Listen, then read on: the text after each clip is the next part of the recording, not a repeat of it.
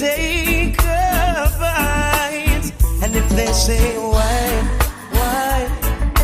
tell them that it's human nature. Why? Hey, does it do me that way? Oh, I tell you why? Tell them that it's human nature. Why? Hey, does it do me that way? Reaching out to a stranger, electric eyes are everywhere, and I see that girl. She knows I'm watching. She likes the way I stare. And if they say why, just tell them that it's human nature. Why does it do me that way? If they say why, tell them that it's human nature. Why you know if you do me that way? I love living this way. I love living this way.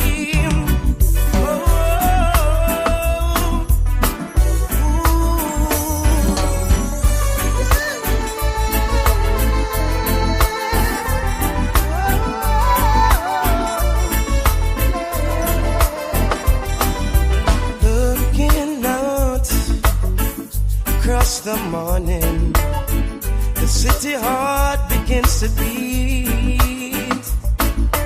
Reaching out, I touch your shoulder, dreaming of the street. And if they say why, tell them that it's human nature. Why? It doesn't do me that way. Oh, why? Tell them that it's human nature. Why? It doesn't do me this way. Why? Tell them that it's human nature. Why? Does it do me that way? They say why? Tell them that it's human nature. Why? Ain't nothing do me that way. No. Why? Tell them that it's human nature. Why? Do me that way. I love living this way.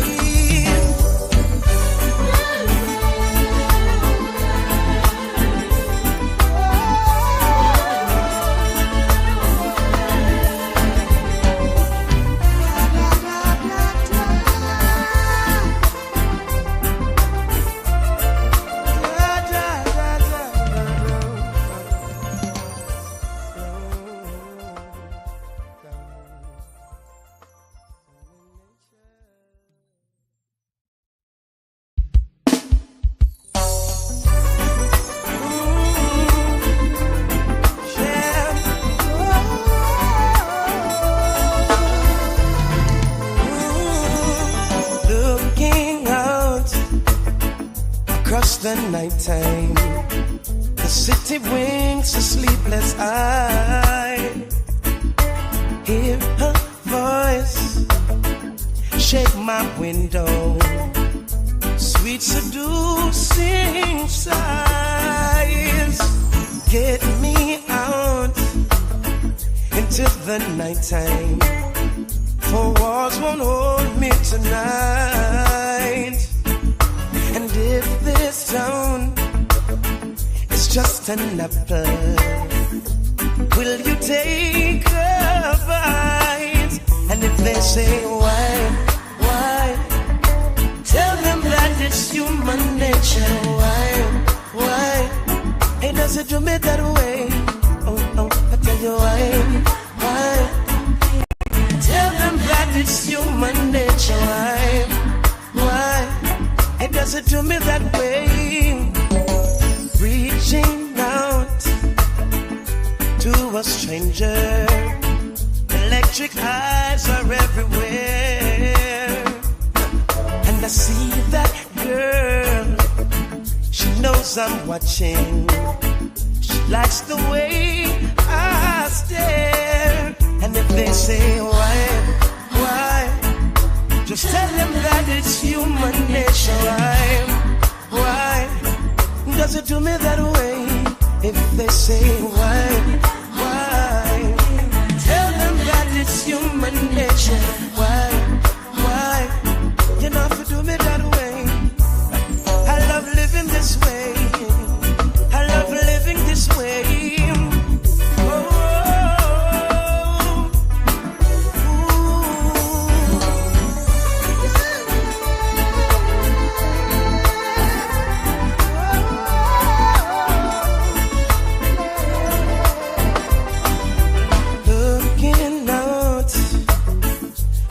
The morning, the city heart begins to beat. Reaching out, I touch your shoulder, dreaming of the street. And if they say why, tell them that it's human nature. Why, it doesn't do me that way. Oh, why? Tell them that it's human nature. Why? It doesn't do me this way. Why? Tell them that it's human nature. Why? Does it do me that way? They say why? Tell them that it's human nature. Why? Ain't nothing to me that way. No, why?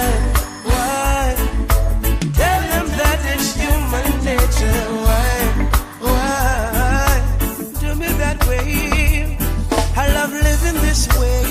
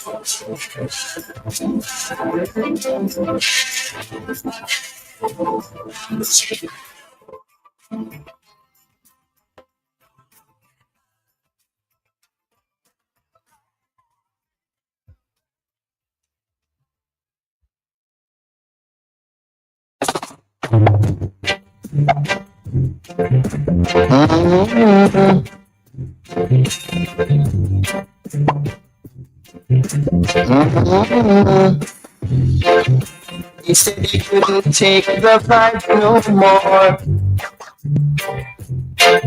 but to live his life to him seems war. He said he find it so hard to see it up and live up. To him it was so easy to get around. I'm missing now.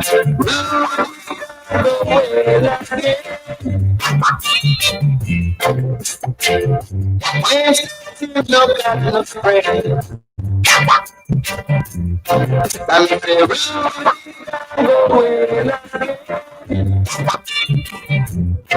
I strictly bias him, say in my defense.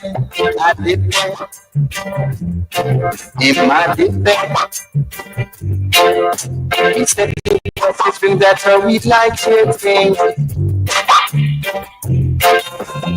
And when music plays, he dances and sings. It seemed the time that he did done him no harm, no harm, no harm. Brought him to the street again, just like a raving star. I'm missing out. When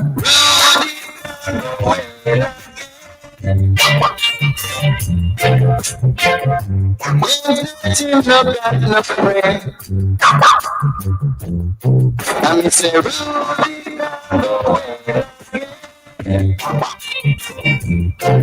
strictly practice him, say in my defense. I defend in my defense.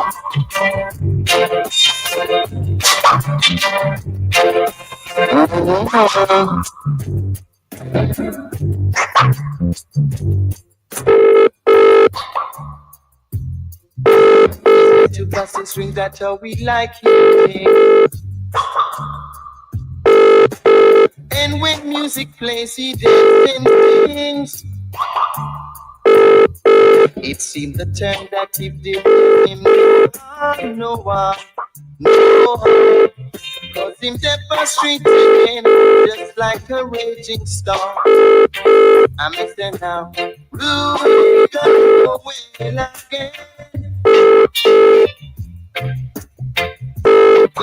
Let him no got no friend. Blue go away again. Strictly back, it seems say in my defense.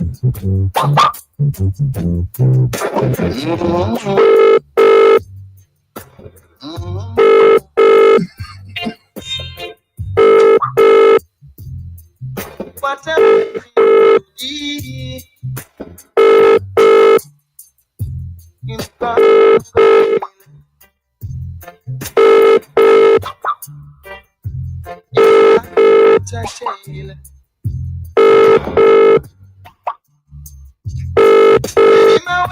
my way, my way. after day.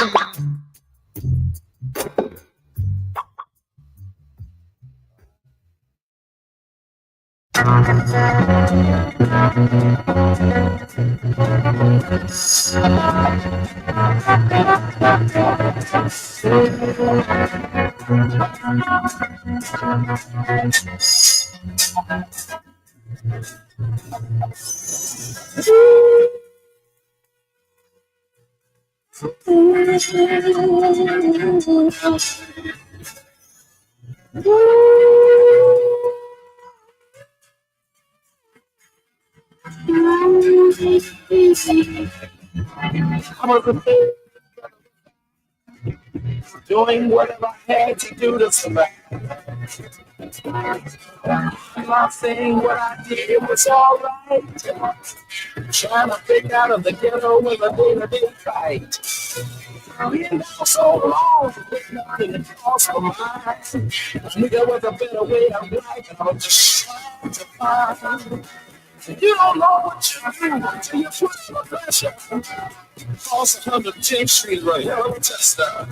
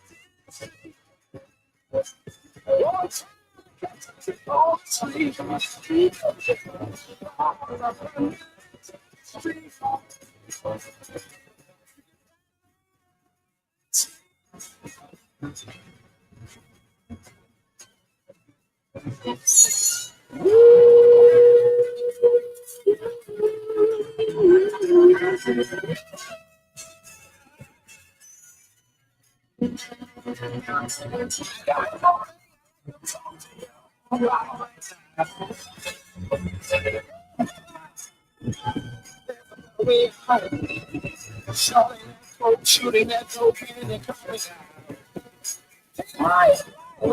It's either live or die. You got to be strong. You want to survive. On the other side, look at you. Get all around. And every city you ride a so bang on out. The capital, baby, get on time. Let me say this.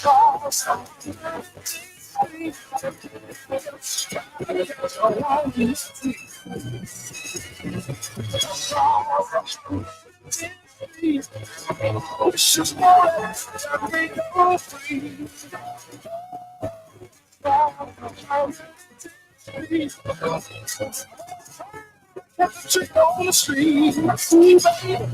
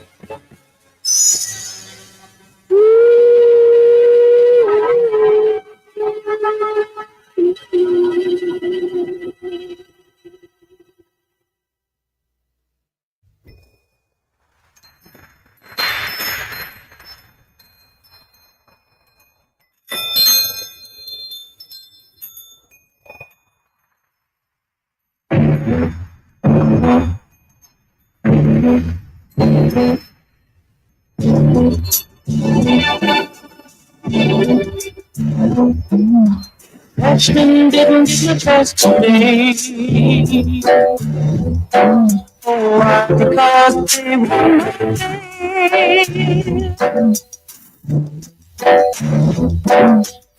the sun strike wanna raise their head,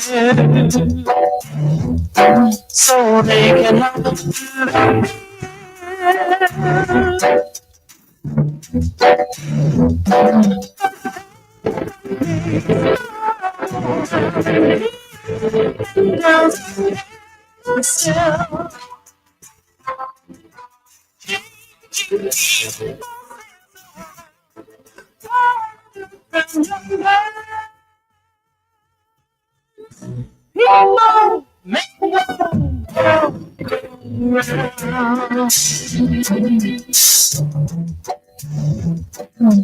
Hospitals and on every chair. There's a on the They've been smoking in their easy chair. Wanna thank all the sun care.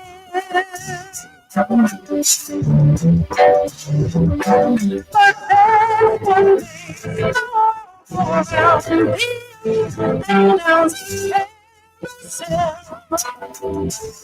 and down changing people around your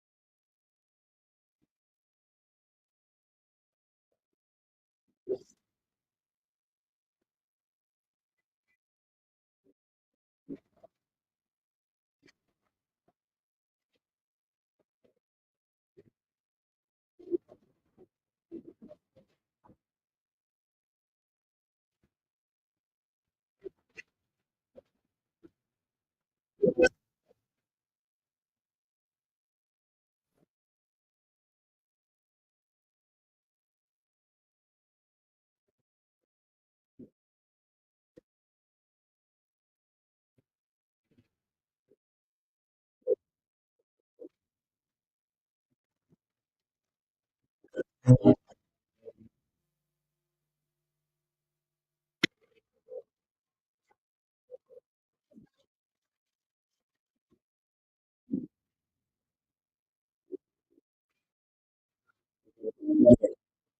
like we're getting challenges from all sides here. Boy. Yeah. Let's push on with what we have.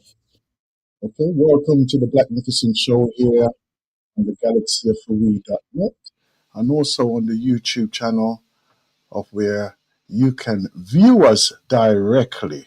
Okay.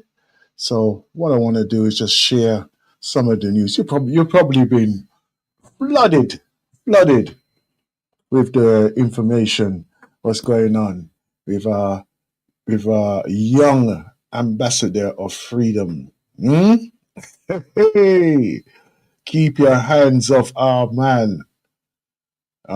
Listen, don't worry about just saying it, Don't worry about saying it. We have to do something about it directly. Directly. Right? So I'll just give you a few.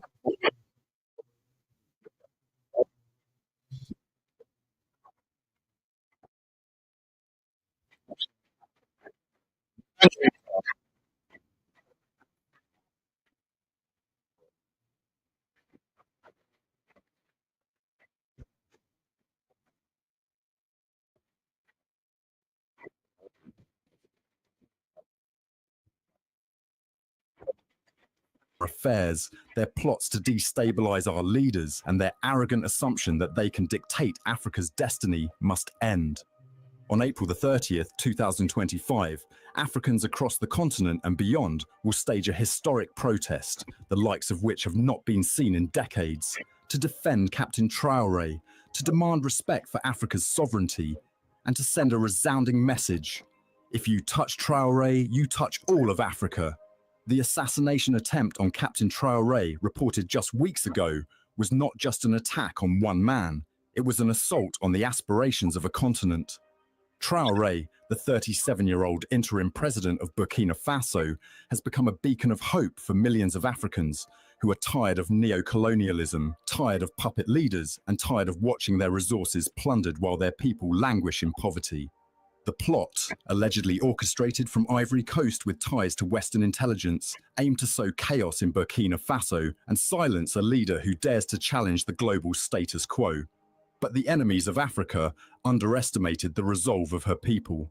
As news of the foiled coup spread, social media platforms erupted with messages of solidarity.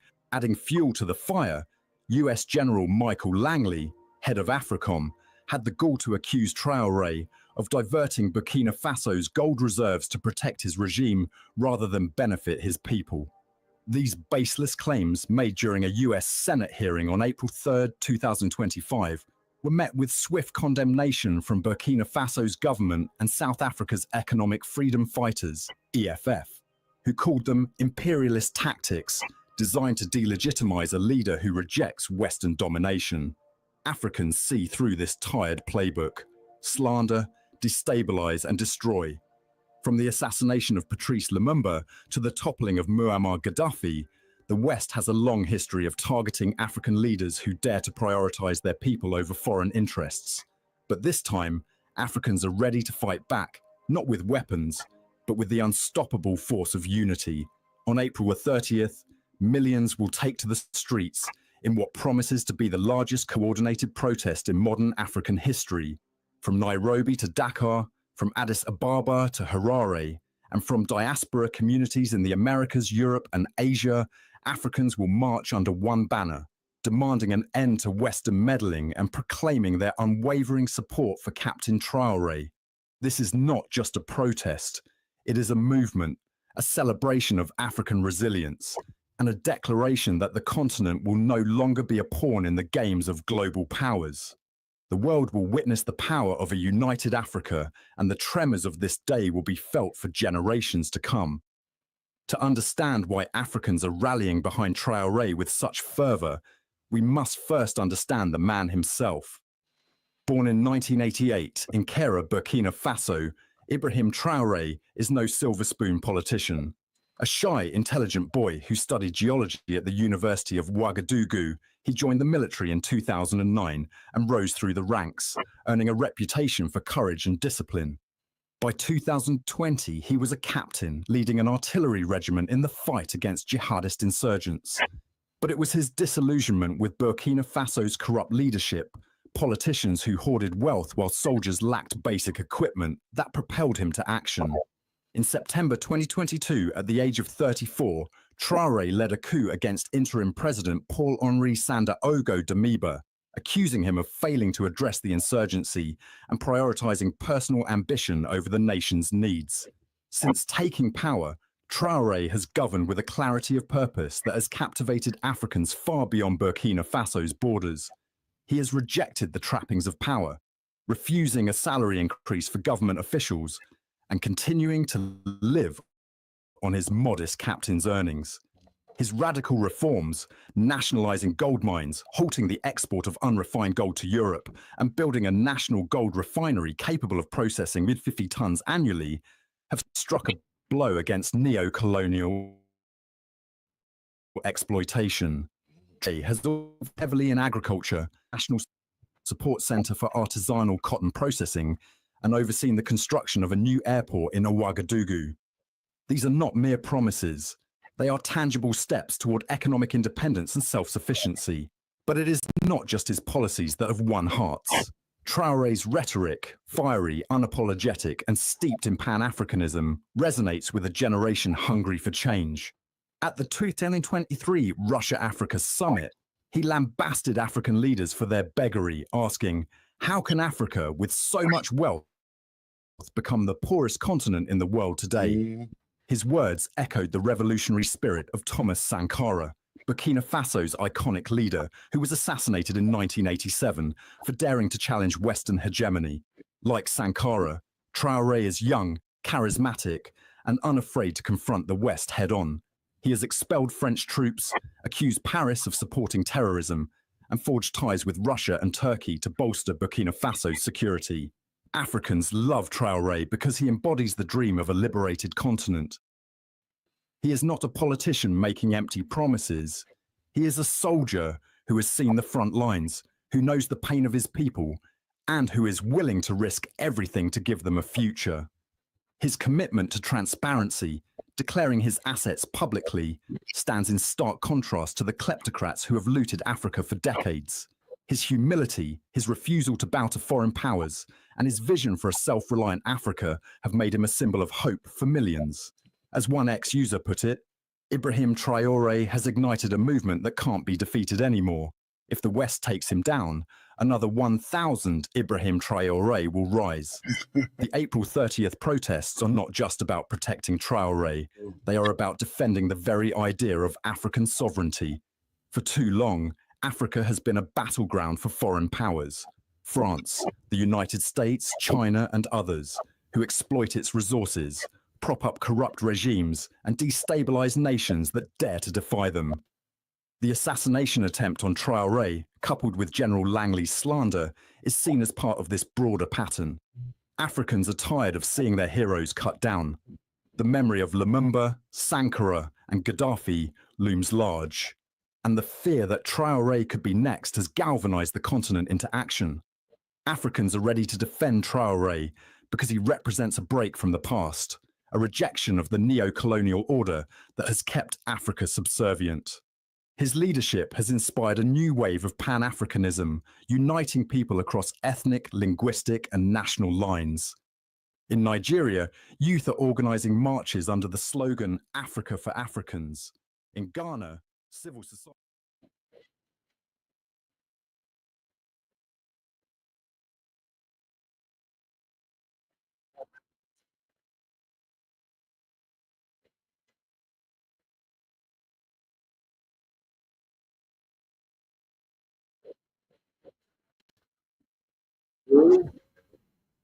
Will they allow him to lead and continue with the program of regeneration, rejuvenation of his homeland? Would they allow this?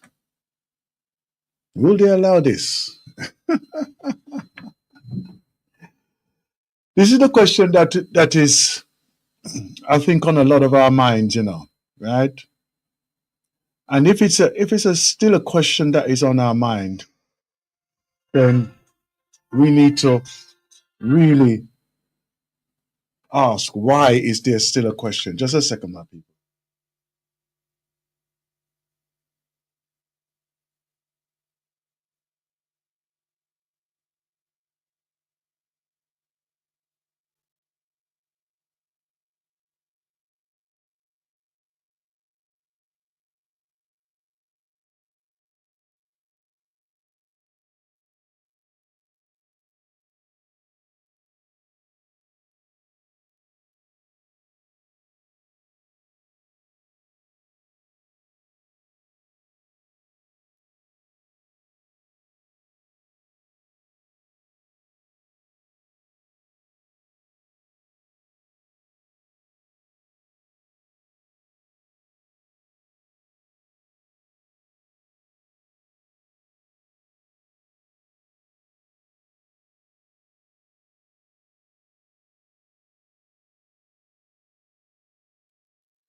Yes, we're having some technical difficulties in connecting to the internet in the studio, from the studio. But as we know, we can always connect on the internet here on the YouTube and the Facebook as well, right? So I can see that we have a few viewers on there. You can share with those as well who would like to join us, and those who would like to join us, and then see if they will transition to watch it while we're still trying to connect in the studio to the internet, right? But anyway, let's continue with this Ibrahim Traore, and will this system allow him to actually stand up, to allow him or support him even to develop his people, his country, or his region, right? Because if you're gonna say the continent, right, that's only one little piece of it. One little piece of it. Now, are they going to rain war down upon him? Because obviously America has thrown their hat in already. Langley. That's a proper slave day. You know what it reminds me of, right? And it's not to have a personal dig at the pace person there, right? But one of the training grounds, one of the training grounds of where they actually do have their training for the military over there is called Langley. Now you can imagine now, right? Let's associate this with the slave trade. That when they come and they want to name you as a slave, first they put the what? The slave owner name on you, right? Whether it be Jones or Smith or whatever, right? And then they give you another name on top of that, which is pertaining to their culture. Yeah. And I immediately, as I heard that name, I said, wow, look at that. That is a full on pledged American, black American who don't know any better. Don't know any better. Don't even know where I come from. Because even as we are speaking here now, what really would be our greatest desire right now? Because I know what mine would be, right? Because I've been in active position, and I'm called upon to be active as well, to make a public declaration of my own, right, in support, right? Because a brother that I know, right, he's spearheading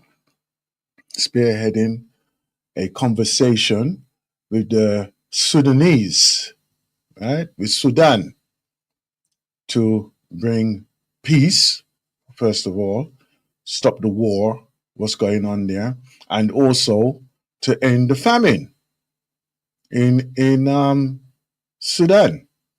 Now, it seems an unsurmountable task at this stage, right? But let's get them to put their weapons down, and let's see what we can do to generate or regenerate the region of Sudan so that it can be beneficial to not only those who are of interest, but those who are actually living there.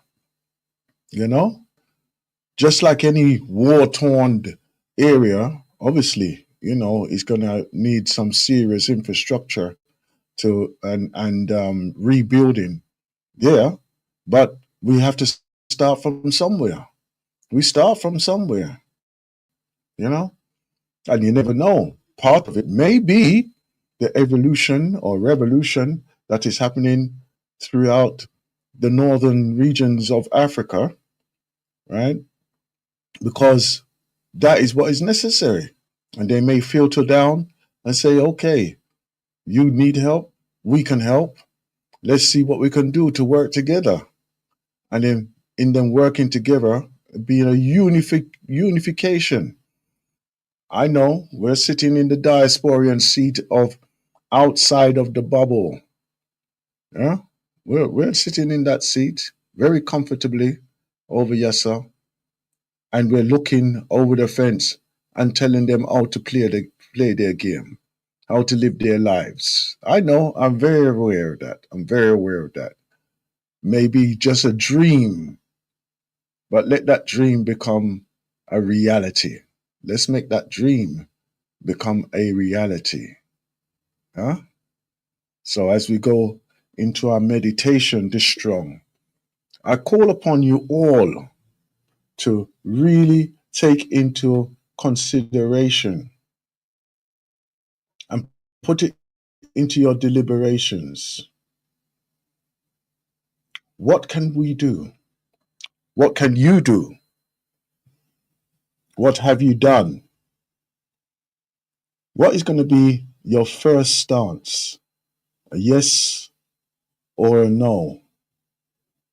Because this is what is actually needed right now.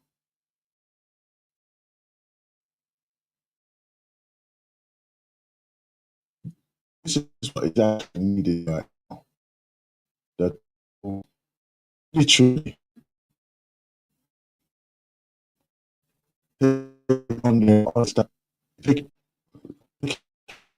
we can truly do something about things. And I don't make substantial here now. Let's make a movement or be part of a movement that is going to make a global difference. Make a global difference. So I'll call upon you now to go into your midday meditation this strong here on the Blacknificent show and on the galaxyofwe.net. And we will begin with the power of our breaths.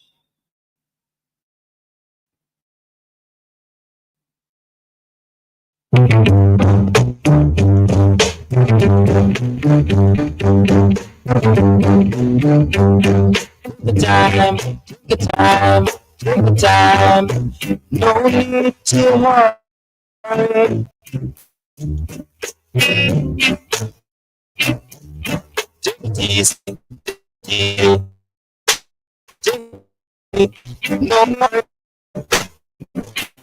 no sleeping, no going along. Take it down. Without embarrass, it's no disgrace. Just pick yourself from off the ground. Take your time, take your time, take your time. No need to hurry. No. Take it easy, take it easy, take it easy, take it easy. No need to hurry. For the road is rough, and don't you ever get stuck. Take your time, take it easy, take your time. No need to hurry on.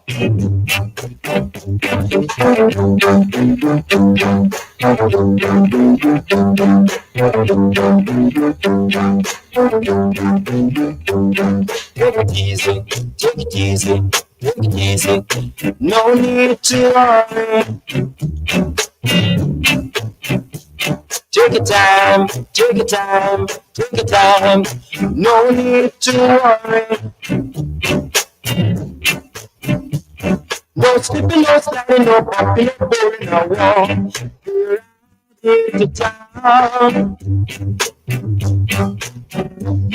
If you chop on my race, it's no disgrace. Just pick yourself from off the ground. And take your time, take your time, take your time. No need to worry. No, no, no. Take it easy, take it easy, take it easy, take it easy.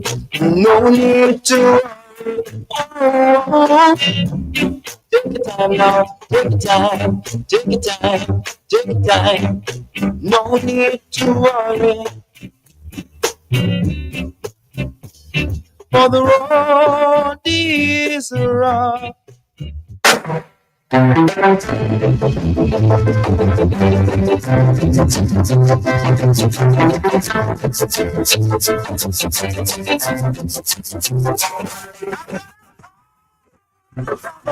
There's a rough way to go. There's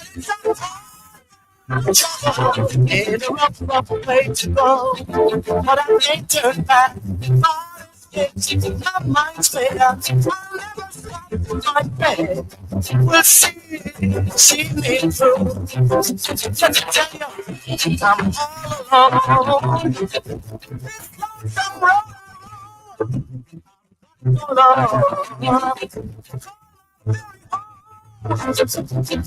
The gets deeper.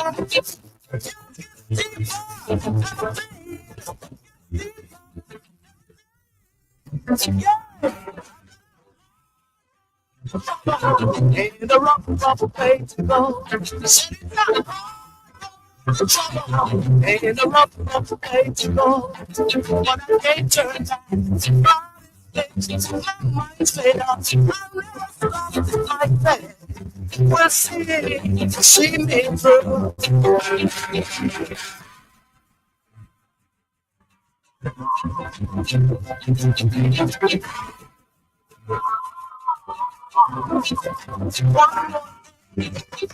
I dream of home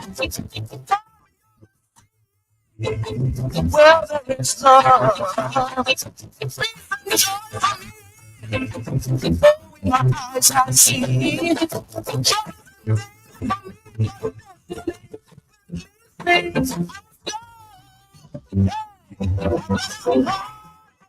Trouble in the rough. Trouble in a rough way to go, but I can't turn back. My mind's made up. I'll never stop my bed. We'll see me through.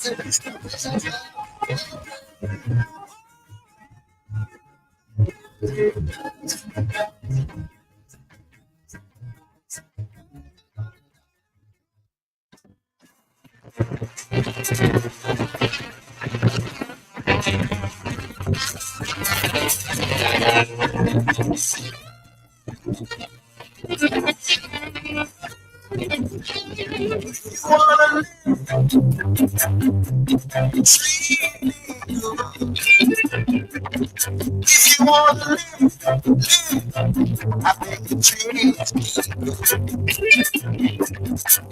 I'm like a walking place that was my side. I'm dangerous. Dangerous. I'm like a walking place that was my side. I'm dangerous. Dangerous. You are a bully.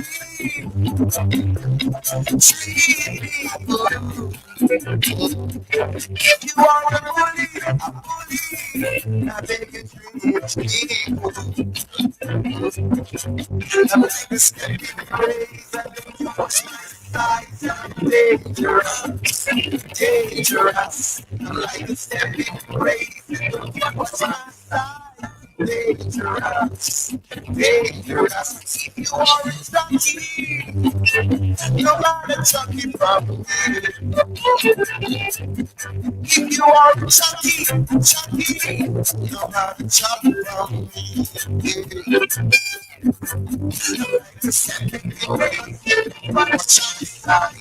Dangerous, dangerous. I'm like a stepping race that goes on my side.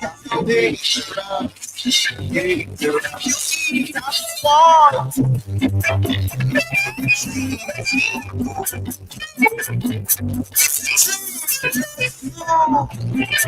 You better see.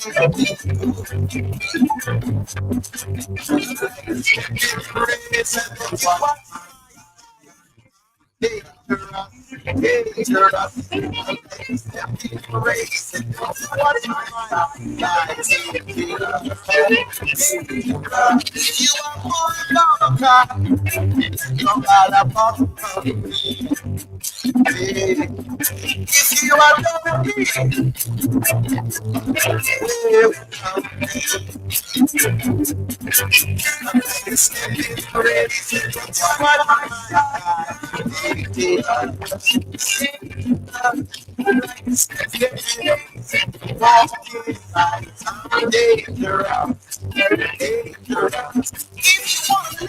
If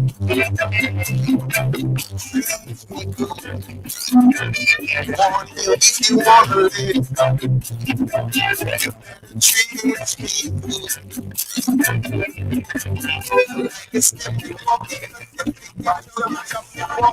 dangerous, dangerous. Like it's I'm dangerous, I'm dangerous. If you treat hard, treat people. Afraid, treat people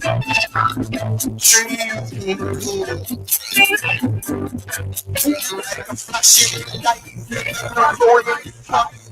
Dangerous, dangerous. Like stepping away, set your time, watch my side. I'm dangerous, I'm dangerous.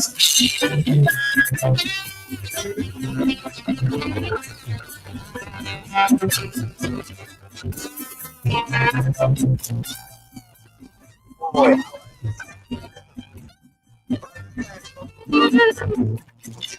On the spot, shot it. So, I took to the earth. And I said, what is it? I smiled, and I'm the complete stop hurting.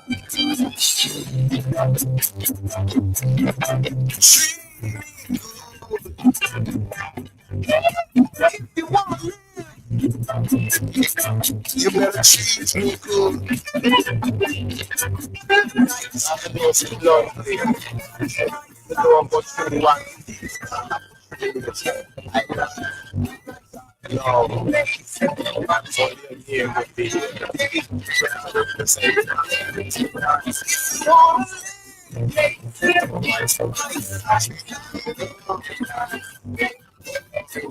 what I drink less for.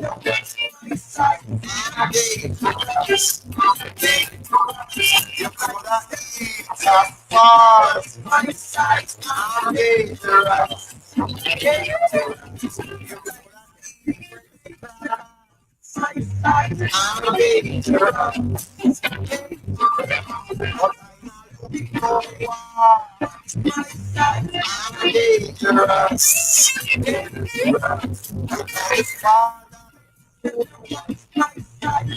dangerous.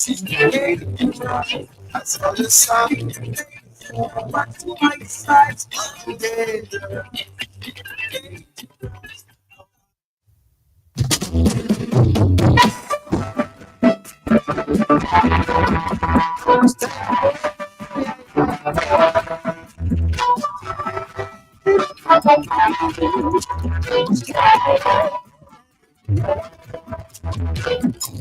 The guy you know was walking right out of Babylon. And walking to the heart of the how good and how pleasant it would be before God to see the unification of God.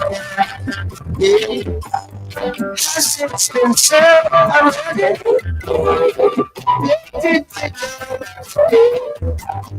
We are the children of God. We are the children of God.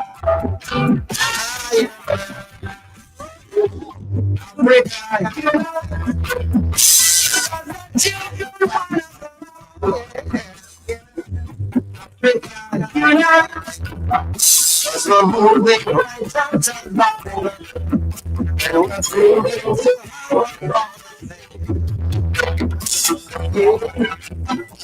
how good and how pleasant it would be before God and man to see the unification of Rastaman. As it's been said, I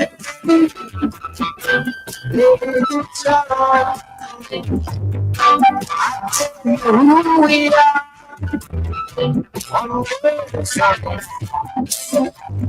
We are the children of the Rastaman. We are the children.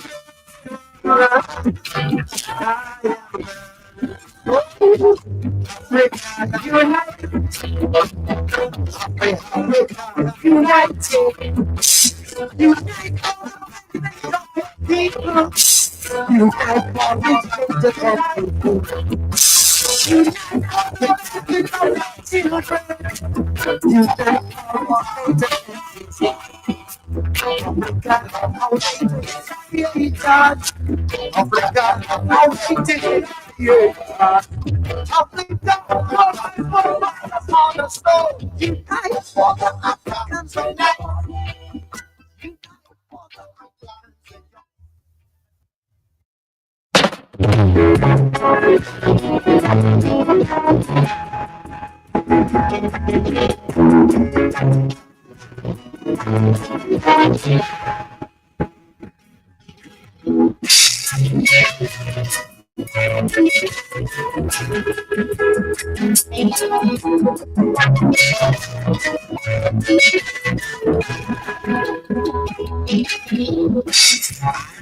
In this world to live up to your expectations.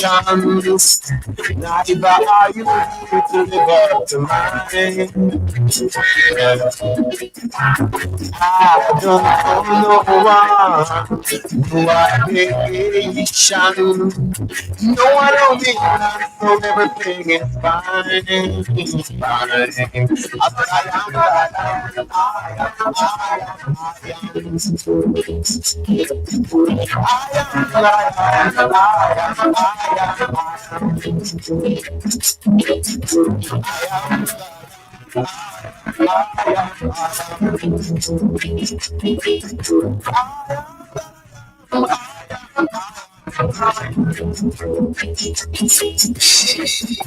Don't want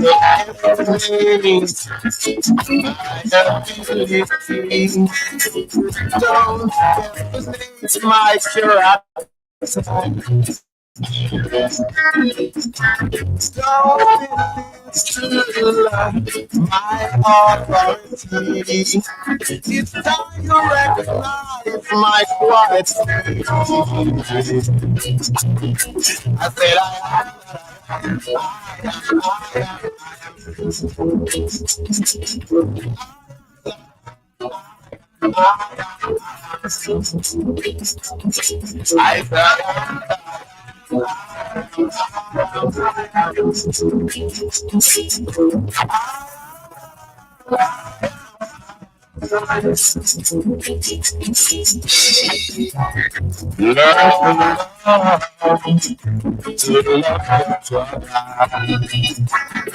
don't forget your neighbor. If you're city, it's getting chilly. It is full of autocrity. I said,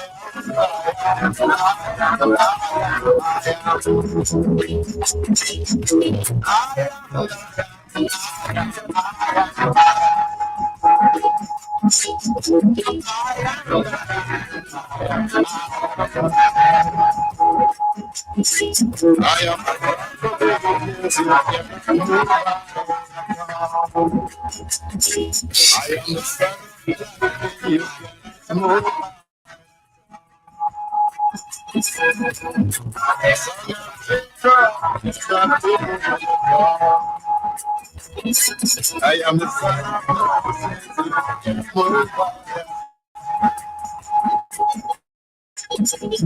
I am the son of David.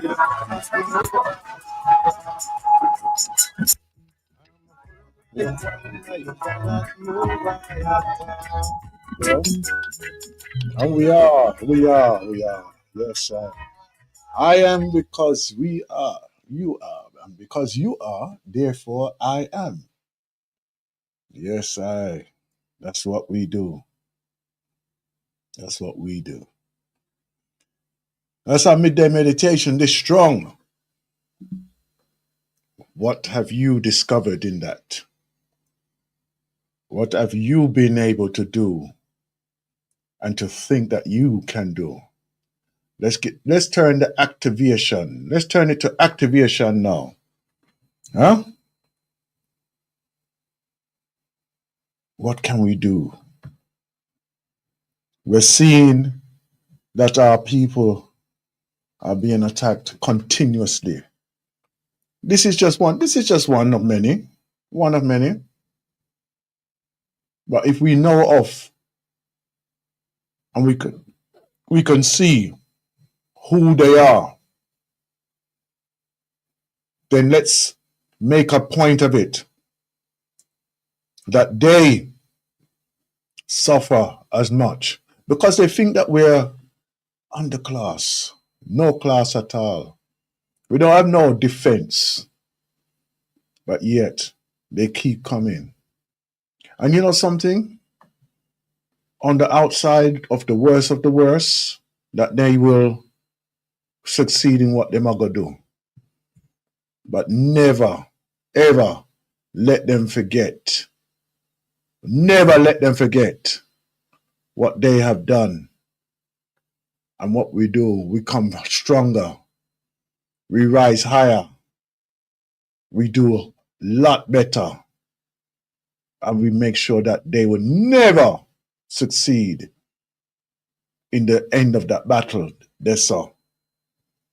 Finish that rockstone, them, man. Finish it.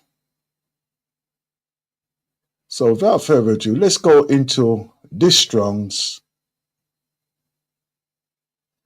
ancestral voices. Ancestral voices is made up of those things, of those who have. Hold on. When we are embarking onto this type of journeys to make changes, we have to do it.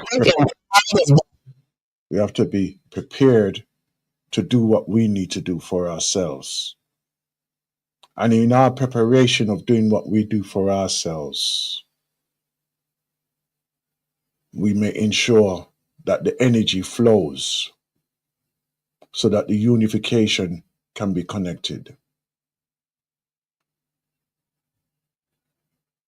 We don't want no weak heart out there. We don't want no weak person out there, so. Because it don't make no sense that we start this thing with a back foot. We must stand up strong, firm foundation. Okay? So let's step into this in a powerful way. And this is part of my day preparations as well. So let's continue in the same manner as what we're gonna go on. So happy My Day.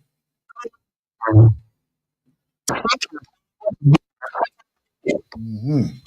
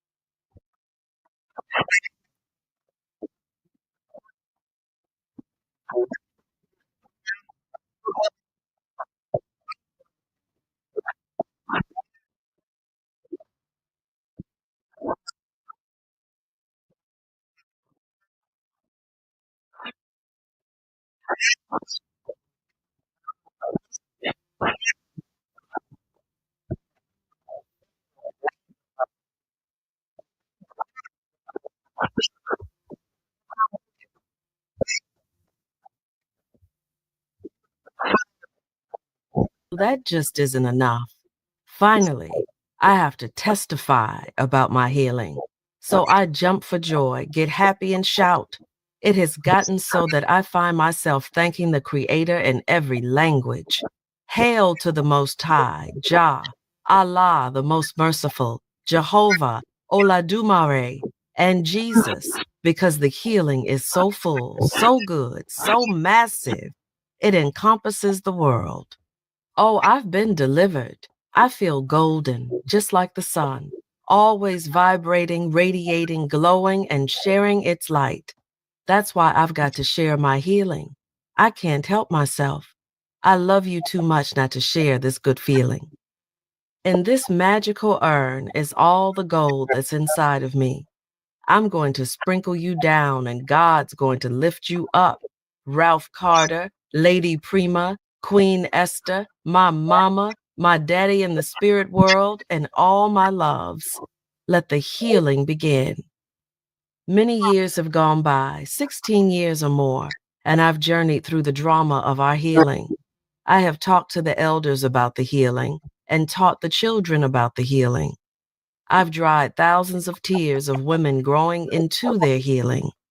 I've massaged breastfeeding mothers, given counsel to the brothers, and delivered beautiful babies. I loved my man through his healing. I've been through it all. It seems the more I've gone through, the more I'm feeling life, feeling free, feeling wonderful simply just to be. By way of my journey, I've purified myself so much until my third eye done opened. I'm getting a vision. I can see the world dancing and healing and shouting for joy. Fasters, healers, would-be healers. There's a world healing going on. In all four corners of this earth, there is a world healing going on in the north, south, east, and west. As I spread my hands throughout this universe in spirit, body, mind, and soul, I see in my inner vision a world healing going on. All war and destruction has ended. The mama within me and the father within me and within us have said, there's a world healing going on. And so it is. Right now, as we affirm together our healing, may the curtain stay open within your life, and may the light of the Creator shine upon you and give you peace. For as sure as the sun sets and the moon rises, know that there's a world healing going on. It's going on within me, within you, and within us. So let the healing begin.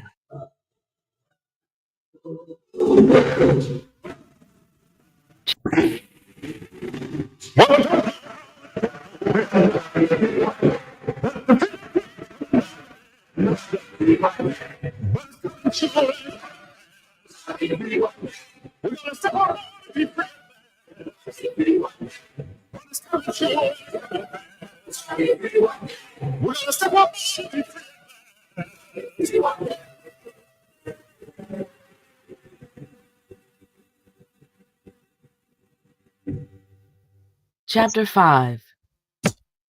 Before you begin, it is suggested that you read this entire section before beginning your 2-cycle cleansing. It is especially important to read detoxification and breaking the nutritional fast to avoid or limit a cleansing crisis. Hydrotherapy, to restore and to purify oneself with the use of water as a form of natural treatment. Taking warm water soaks can help in relaxing your body and your mind. Taking salt baths to draw out negative toxic states, stress, anxiety, and bring forth a state of serenity began in the Nile Valley of Smai Tawi in Africa as a form of natural therapy. These baths were taken as purification rites to help one to prepare for spiritual healing. which aided in healing the body temple as a whole.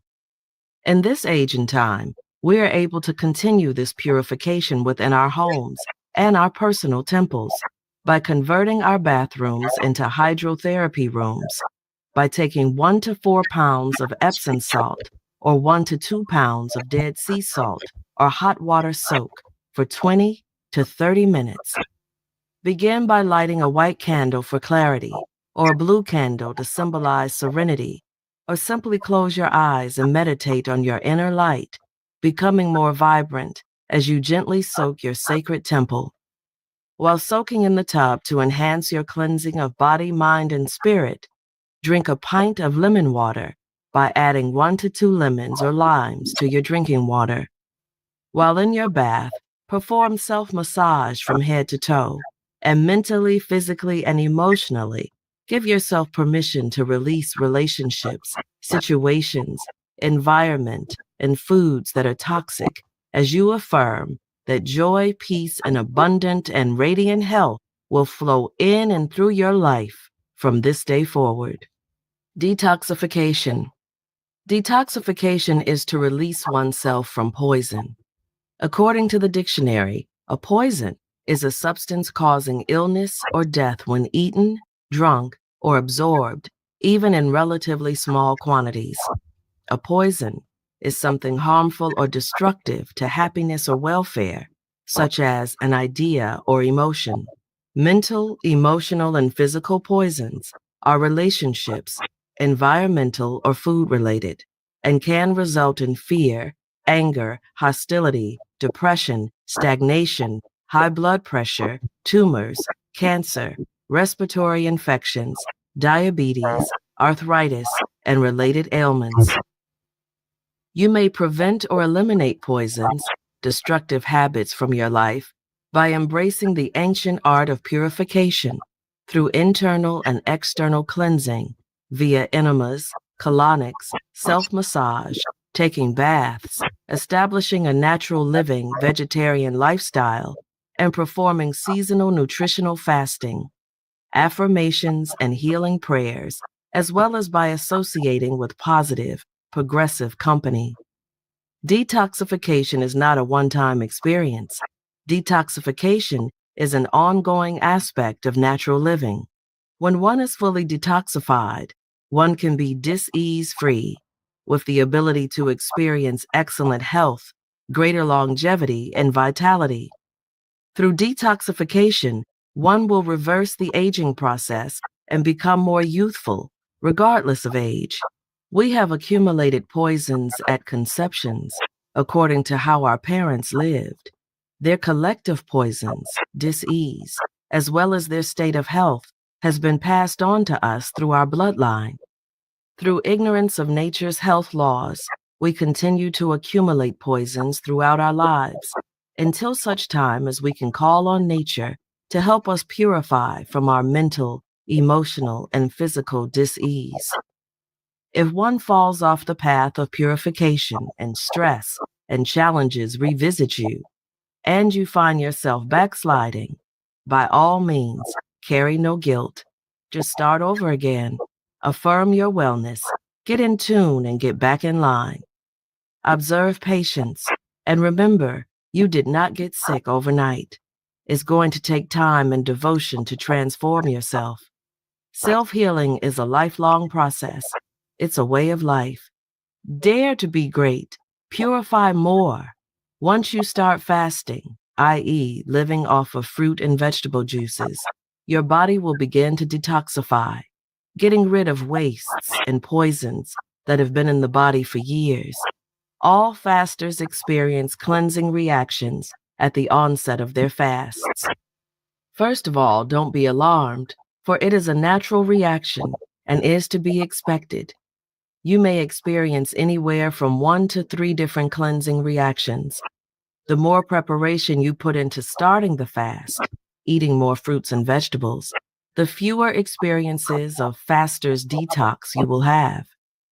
Here's a list of some things you may experience during the first few days of fasting. Fasting or cleansing crises, aches and pains, weakness, tiredness, skin eruptions, no patience, headaches, nightmares, blurred vision, vaginal discharge, mental confusion, depression, mood swings, dizziness, heavy breathing, fevers, flatulence, passing gas, high blood pressure, shortness of breath. These reactions come from a history of poor diet, nighttime eating, too much starch, too much sugar, and heavy meat intake, along with consuming excessive fried foods and dairy products. The reactions you experience could last from an hour to 2 or 3 years. The best way to help your body adjust to these changes is to first discontinue taking all fruit juices until the symptoms subside. Continue to take your vegetable juices. This will stabilize and strengthen the body before deeper cleansing can continue through taking fruit juices. Note, juice combinations will be given later. Take enemas immediately, using only warm water in a quart-size enema bag.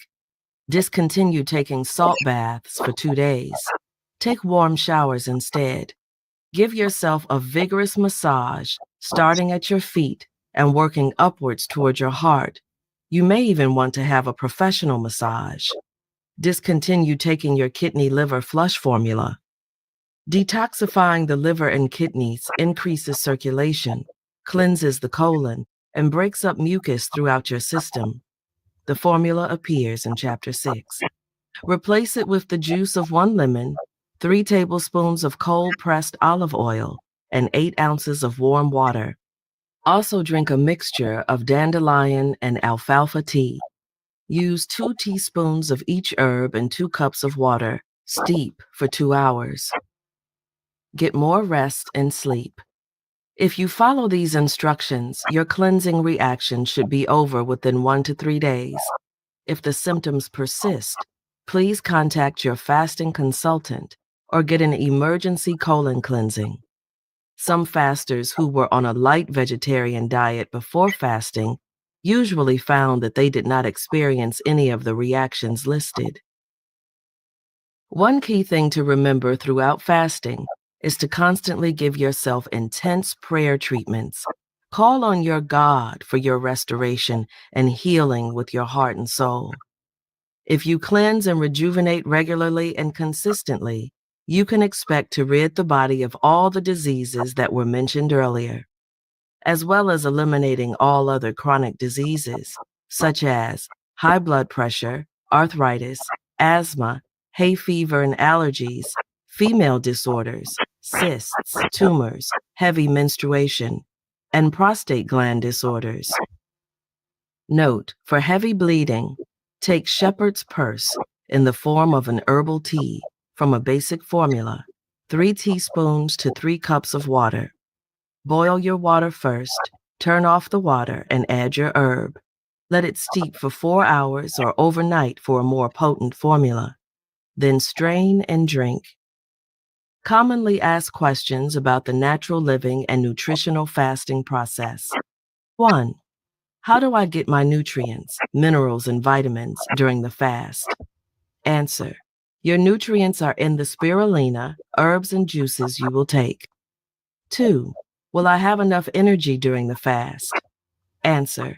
If you eat lightly, fruits, vegetables, and water, for 1 week or more before a fast, and take at least 1 to 2 enemas or herbal laxatives, you will be on high throughout the fast. If not, increase your spirulina or heal thyself nutritional formula to an additional teaspoon with juice and take an additional enema for greater energy. 3. Can I go to work while fasting? Answer, by all means. The Urban City Fast, the original name of my nutritional fasting method, is designed to allow you to live as much of a normal life as possible. If you prepare 1 to 2 weeks for your fast, you should have no problems while working. During your work hours, your fasting should be a pleasant experience. 4. How do I handle social engagements, holidays, and eating out at restaurants?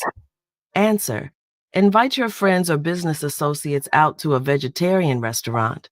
Learn the various food alternatives and follow some of the recipes within this book. There are prepared meat substitutes in most health food stores, or you may prefer to prepare your meat alternatives in your own kitchen. 5. Will I feel deprived? Answer. View your cleansing as a gift that you are giving to yourself, the gift of life. See the rejuvenation process as a fun and exciting journey, or like the beautiful lotus opening up within you. Follow the food alternative list that is within this book. You are not going to be able to eat many of the foods you are used to eating. However, the alternatives are healthier. 6. What if people make fun of me? Take the path of least resistance, laugh with them, then share your tabbouleh and okra, tofu dip with seaweed crackers, freshly prepared pear juice, or banana ice cream. You may have a convert. 7. Suppose my spouse thinks I'm crazy. Answer. Prepare a natural bubble bath and add rose petals to the water. Put on soft music as you welcome your spouse in a bath fit for a king or queen. Massage your spouse's feet with almond oil. While your spouse is in a tub, serve fresh pressed fruit juice in a long-stemmed glass. Do this just as she or he emerges from the bath. Have a freshly prepared salad, steamed vegetables with a vegetarian protein, or baked fish waiting. Put a candle and flowers on the table. Your spouse will no longer think you are crazy. She or he will love the change in you, since you started the path of purification, and will probably join you on it. 8. Is it necessary to take a daily enema? Answer. Yes. Your body is releasing toxins daily. An enema will ease the burden that the body is going through in trying to eliminate the waste. Your colon is in a state of rest while you are fasting, so you will not be eliminating as much waste on your own. As a result, if poisons that have not loosened are left unattended in the body will feed off its own waste. You will then experience headaches, anger, dizziness, blurred vision, etc. Taking daily enemas will ward off these symptoms. 9. What is a colonic? Answer. A colonic is a form of hydrotherapy. It is a deep cleansing of the colon. Between 5 to 15 gallons of water flow in and out through your colon, carrying out old impacted waste, gas, and toxins. 10. I experienced a headache during the first several days. Why and what can I do to stop it? Answer. You are experiencing a Faster's crisis. Take enemas immediately. Discontinue drinking fruit juices for 24 to 36 hours. To stabilize yourself, drink only vegetable juices. Discontinue the kidney liver flush. Just drink lemon juice and water for your breakfast. Take only showers during this time. No salt baths. In addition, rest as much as you can. 11. Why is it important to take Epsom salt baths? Answer. The salt and water is like that of an ocean bath. It helps to relax the body and release stress. It also draws poisons out through the pores. 12. I felt dizzy while in the bath. Why and what can I do about it? Answer. You are eliminating toxins from poisonous foods and drugs taken into your system. If you feel dizzy, decrease your salt bath from 4 to 2 pounds. By the next bath, try to use 3 to 4 pounds of salt. If your diet has been light, you'll be able to take more salt. 13. What if I stray? Answer. Don't put yourself down in any way. Love, support, and nurture yourself throughout your healing process. It takes time to grow. Take an enema or herbal laxative, healing bath, or vegetable juices immediately. These forms of natural healing will put you back on track and in harmony with yourself. The more you actively do the correct things, the less likely you are to stray. 14. How do you know when you are ready to go to the next level? Answer. You will no longer crave particular foods. That is, you will begin to eat fewer foods and desire more fresh juices and more salads. The more you cleanse, take enemas, herbal laxatives, drink vegetable juices, the less you will desire heavy foods. 15. Should I discontinue taking my medication when I begin your fast or any other? Answer. Do not discontinue taking your medication without your doctor's consent. As you use natural foods, herbs, and juices to rejuvenate your body, your doctor will see an improvement in your health and lessen the quantity of medication, or will even remove you from it altogether. Have patience. Returning your system back to a state of total health takes time.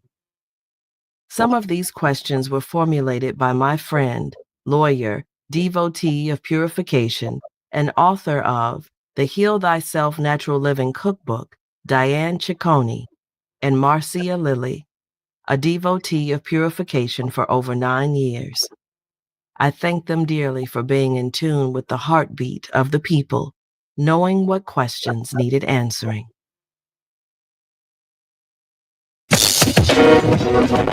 Chapter 6. Fasting and Cleansing for a Glorious Life. I want to open you up to heaven within by welcoming you to the Heal Thyself path of purification. As you travel on this wellness journey,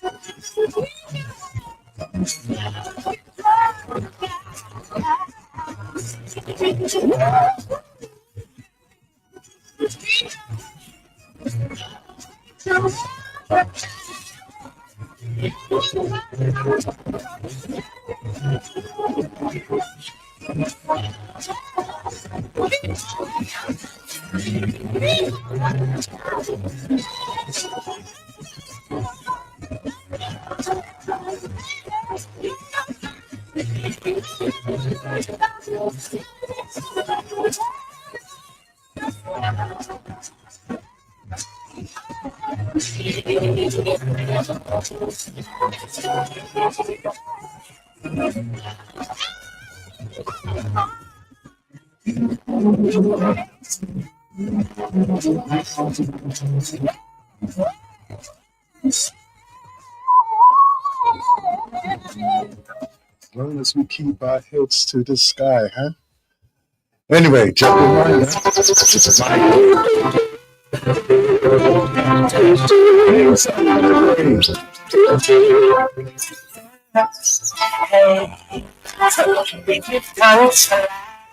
It's nice alive. Shimmy, so damn the sunrise so bright and so bright, no one can stop my vibes. They no care who I fight, I know I criticize, I'm on the higher heights. So you can say what you want to and do what you want to, it's no concern to me. I'm on one vision, I'm on one mission to rule my destiny. Oh, it's mine. To do everything I want to. It's mine. I'm gonna use it the way I want to. It's right. I'm responsible for every action. It's my day, my time, my life. Your peace, and give me some treats, and I don't think it must be. I'm in a different place, moving on my way. So you feel like a champion and nothing can go wrong. This one, it's a song. Hey, so how you look how you worries, help me sing along. Oh, it's mine. Do anything I want to. It's mine. I use it the way I want to. It's mine. And I'm responsible for every action. It's mine. My day, my time, my life out there. Feeling alive, feeling alive, and nothing can stop me. I don't care what they think. You can't wait, you're weak. You better remain. And all I'm saying is, it's my day. Do what I want to. It's my time, and I'll use it any way I want to. It's my life, and I'm responsible for every action.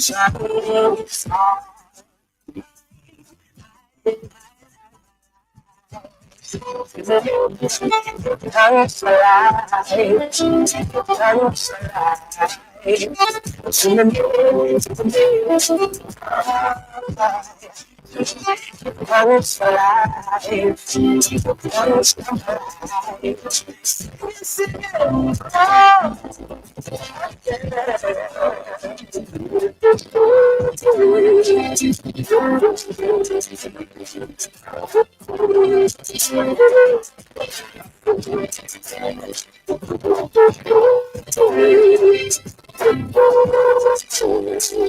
Thanks for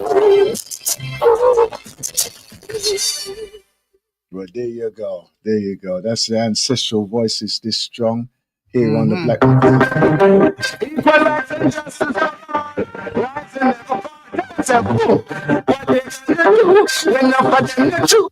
There we go. Just cool it out. Cool it out. Not yet. There we go. That's for the next section. That's for the next piece. Right. Yes. So, right. Where am I now? Ancestral voices. Yes. Ancestral Voices This Strong was brought to you an excerpt, a reading of a chapter from, is it Queen Afua? Queen Afua's Heal Thyself, okay? And live for longevity. Okay, heal thyself, live for longevity. All right. Now, as I've been sharing with you, I'm going through my rejuvenation process. Right, so 63 days. This is day number 3. Been drinking my okra juice. Yes, and having my cleanses as well. Had first one of the massages as well. And I'm doing what I can as well. So in the future, what I will be doing also, I'll be booking a session with Dr. Oliver. See what they can do to tune me up, make sure so that I'm functioning on all cylinders. Yeah. Now, when I'm doing something like this, right, or anybody is doing anything like this, there's no guarantee of an extra length of life. The only time you can do that is when you know when your time is up. I don't know when my time is up here. So even if I live it like this is the midpoint. This is that. So I'm middle age now. Right? A lot of people will say, no, you're well past that. But no, no, no, no, no. The way how I feel right now, that things are functioning okay. They're okay.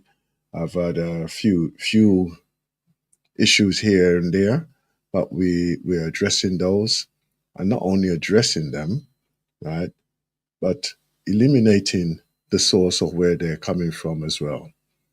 So that is very, very important as well, to be part of that process, to get rid of them things there. You know. Anyhow, so here we are yet again into the first day of the month of, was it May? 1st of May, May Day. Yeah. So what is it that is you are doing for this one? Because usually, we do things like, oh, this is the beginning of the month. I'm going to make sure things are going to be running right and all them type of thing there. So let's hear your declaration of what you're going to be doing for this month, right? So the lines are open on 0203 289 6504. What I've also done, I attended yesterday at the House of Commons. It was a meeting. It was a meeting that was put together by one of my neighbors there. And what he's doing, Ibrahim, and what he's doing is actually putting together a proposal, right, that is presenting to the government, right, for aid, right, and bringing awareness to the situation that is happening in Sudan. Now, what's happening in Sudan is a massive, massive national, international crisis on a pandemic scale, right? Now, I know, you probably haven't heard of anything about this, right? Uh, you haven't heard anything about it, but then again, where would you hear about anything that is in the African continent in that way, right? Now, obviously, the navigation of the influences that is causing, or being part of what is being caused there, needs to be spoken to and addressed, right? Hence, that's why you would use your allies in that way there, right?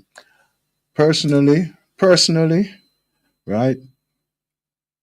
Obviously, I would like a more direct issue or action to be taken, but at the moment, this is what I've been presented as to the state of what it is at this time, right? And obviously, what is the main desire for most of us is to live in peace and unity. Now, what he's proposing, what he's been proposing, is that we look at the issues that we're facing there in Sudan, right? And to obviously set this plan into motion would need a cooperation from both sides of the war infractions that is currently happening in Sudan, both sides of the war infractions, to come to a ceasefire, right? Or even to end the war, which would be more the issue that we could what we're aiming for, right? So it's to end that war situation, and also provide a support system and network for the people of Sudan, so that they can get back onto their own 2 feet, right? And we're not talking about abject poverty here. We're not talking about abject poverty, because just like what we're facing here in the UK, where there are people, professional people, who are, right, professional people who are finding it extremely difficult to actually be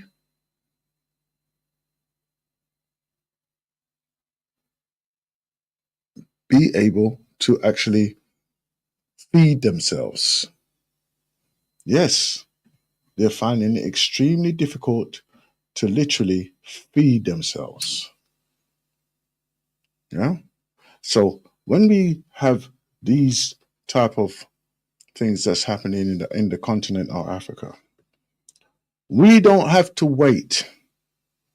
We should not have to wait until it hits the pockets or the minds of the captors, right? When I say captors, I do mean those who are living here in the UK, right? The captors, the captured, right? To bring it to their attention, it shouldn't be that. We should know about what's happening for ourselves so that we can take action by ourselves and for ourselves. We need to take action for ourselves. Why do I say that? Why do I say that? Mainly because there are too many times when we're looking for that, oh, well, we need that handout, we need that help. And all it could take literally is 10,000 of us to actually write a letter. Not even write a letter, ensure that your local MP knows about it.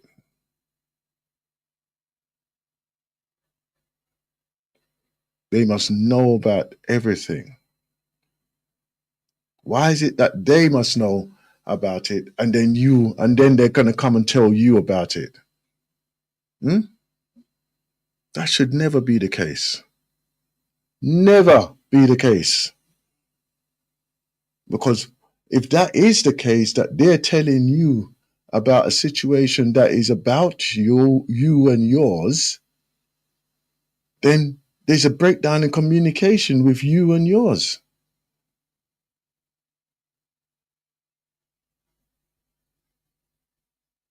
Why are we doing it? Why are we putting up with this so often? We don't have to be putting up with this. We don't have to be putting up with this.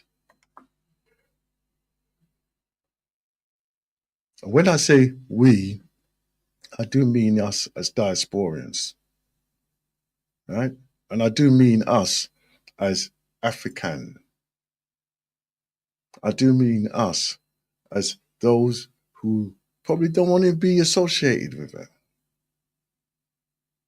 But every victory leads to something new.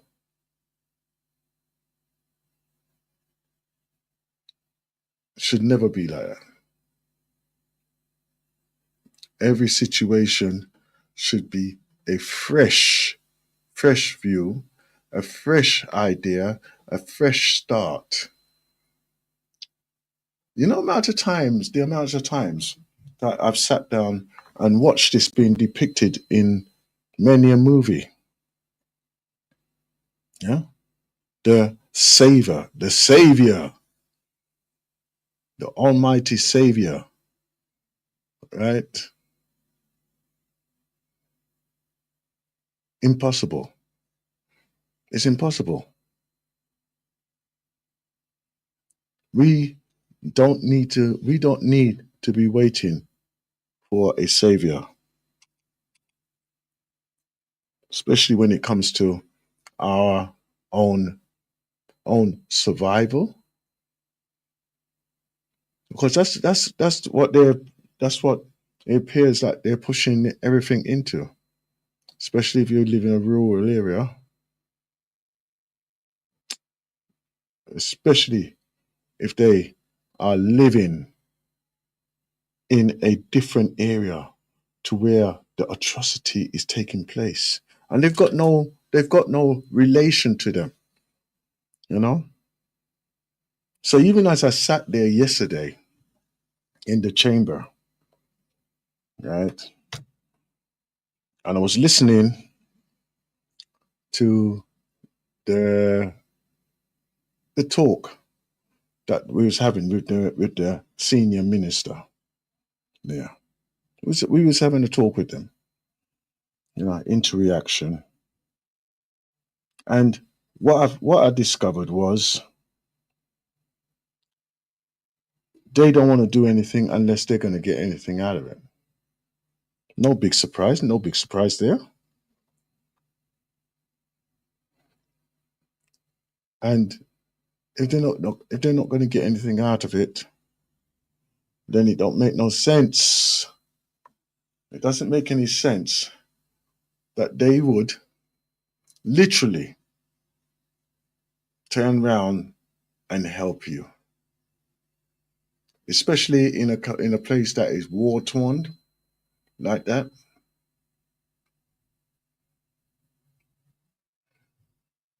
Why are we putting up with it?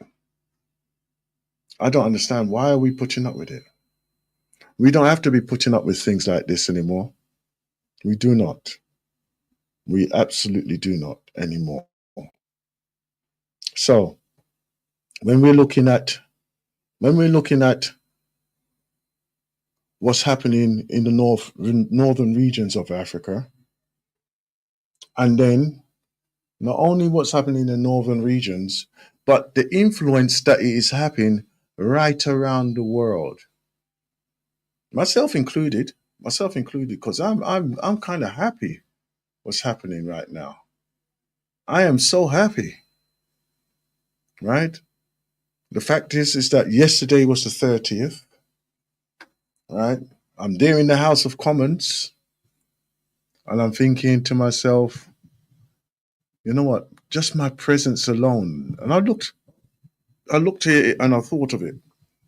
Just my presence alone in that establishment was a statement of being there and doing something about what needs to be done.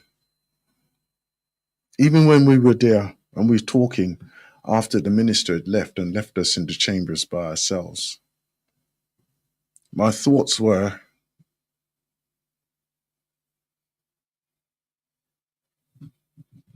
my thoughts were, can this really happen? Yes, I thought about that. And then immediately, in my mind's vision, immediately I saw everyone being able to live in a environment that is so how can I say harmonious, right? In living, right? Nobody's homeless. Everyone's being cared for well, right? Or well taken care of. And not only that, that they are looking to extend it to families, and families being the priority here, nurturing the young, right? Ensuring that those who are having children are well rewarded. Yes, they're rewarded, and to such an extent that they appreciate it. Not a case of, oh, right, I have 5 children, so therefore I should be getting this amount of money. Where's my money? No, that's not what it was all about. It was literally a case of appreciation,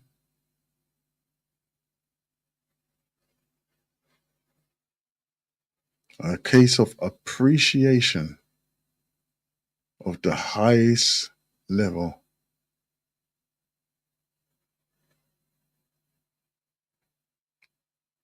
Appreciation of the highest level. What can we do with that? What should we do with that? That should be our starting block. That should be our starting block. So just hold on to that thoughts there. Just hold on to that moment of being appreciation of that which operates at the highest level. And take a good look at that. What does it look like? How do you look like when you're confronted with this? A person who is operating at the highest level.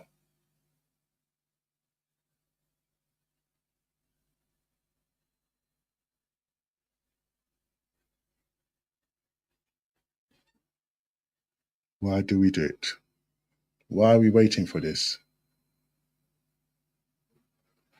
We don't have to be waiting. Wait a minute. Hold on. What got there? Sorry. Why are we waiting for this? We don't have to be waiting for it. We can make it happen now. Make a decision now. We're not accepting less than, right? We're expecting more than what you are expecting to even give. And it's not a case of we're better. It's the fact is do better. Do better. Let's make a pact for ourselves, right? For instance, now on my day, this is my day, and I would make like different goalposts for myself. So this is one pact that I could make for myself right here, right now, right? So even as I write it down, this would only be probably an outline of what was going to happen. So obviously the elements of this is a unification.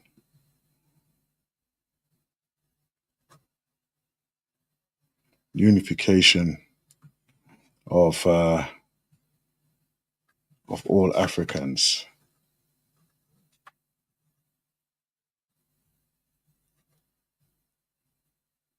And I don't have to really explain that any further because we know that we're global, right?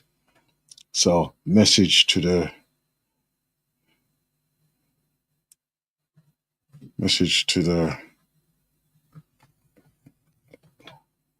world leaders.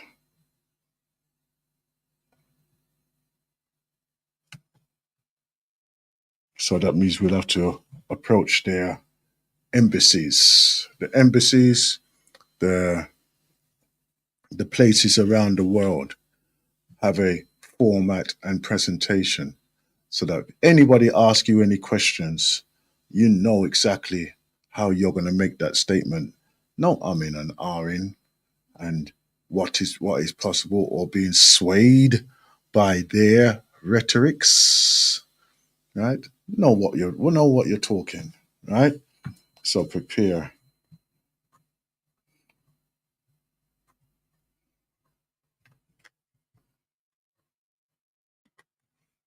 for engagement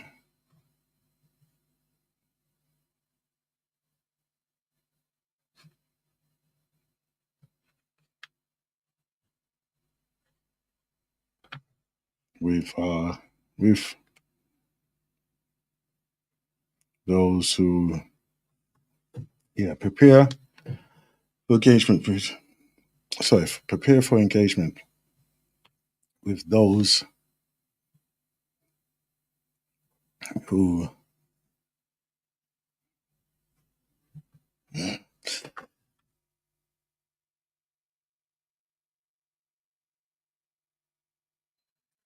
those who wish to harm us,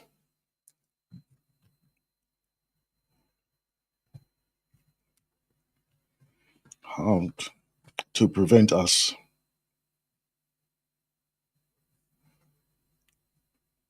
from reaching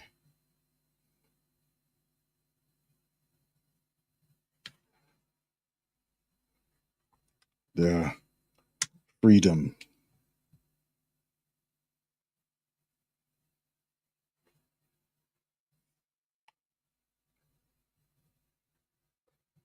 Yes, right. Okay, so unification of all Africans, message to the world leaders, and prepare for engagement with those who wish to prevent us from reaching the freedom road. That's only the start of it. That's only the start of it. So that might be the message for this strong, to speak into it, to make sure say that anywhere we are, right, they know who we are, right? Because once they know who we are by identification, and even as I said to the minister, that I'm a presenter on Galaxy Radio. Now, remember, this minister, right, this minister or member of parliament, right, his main area was is Wales. Wales, right? And then he said to me, "Oh, Galaxy." He says, "They're from South London, aren't they?" And I said, "Yes, we're on the internet now." And he said, "Ah, yes, I've heard of them." Right? So I don't know if he was actually doing it as a mental exercise for himself, or that he genuinely knew who Galaxy are and the type of message that we bring. But I will say it came to the time that he was going to be addressing the floor. He was going to be speaking on the floor. And this was like quarter past the hour. And he had to make his way to the floor, right? Of the main thing, because it was because of the day that it was a question and answer day there. And he had a question that he had put in and was going to be presenting it. Anyway, it came to the time. So I was anticipating him leaving the meeting and going to going on to his day. And then he said, "No, I want to hear everybody speak." And then he looked directly at me, and all looked at me when they asked, "What's your opinion?" So I gave them my opinion. I gave them my opinion that even as we were putting the proposal forward, it could be filled out more, right? And directly towards the leaders who could be influential, right? And the reason why it should be directed to the leaders, because they're the ones who needs to hear what the diaspora is actually saying. So why are we still waiting for the the so-called leaders to take action? And the only reason is because they haven't been told that we as diasporians are tired of their ineptness, mismanagement, lies, and continuous what do you call it? Corruption right throughout the entire political arena over there. I didn't say it's like that directly to them at the time, But they got the message. He got the message. And he said, and as they do, they said, yes, I agree. I agree. But as he left, he did say, there's ways of saying things, and then there's ways of doing things. Right? And we all left with an amicable agreement to have another meeting to further this. So, in other words, there is the support there. There is a form of support there. But also, even if there's the form of support, I would say that we need to be prepared on any occasion to present our form of discussion and argument at any time. Anytime. So let's prepare.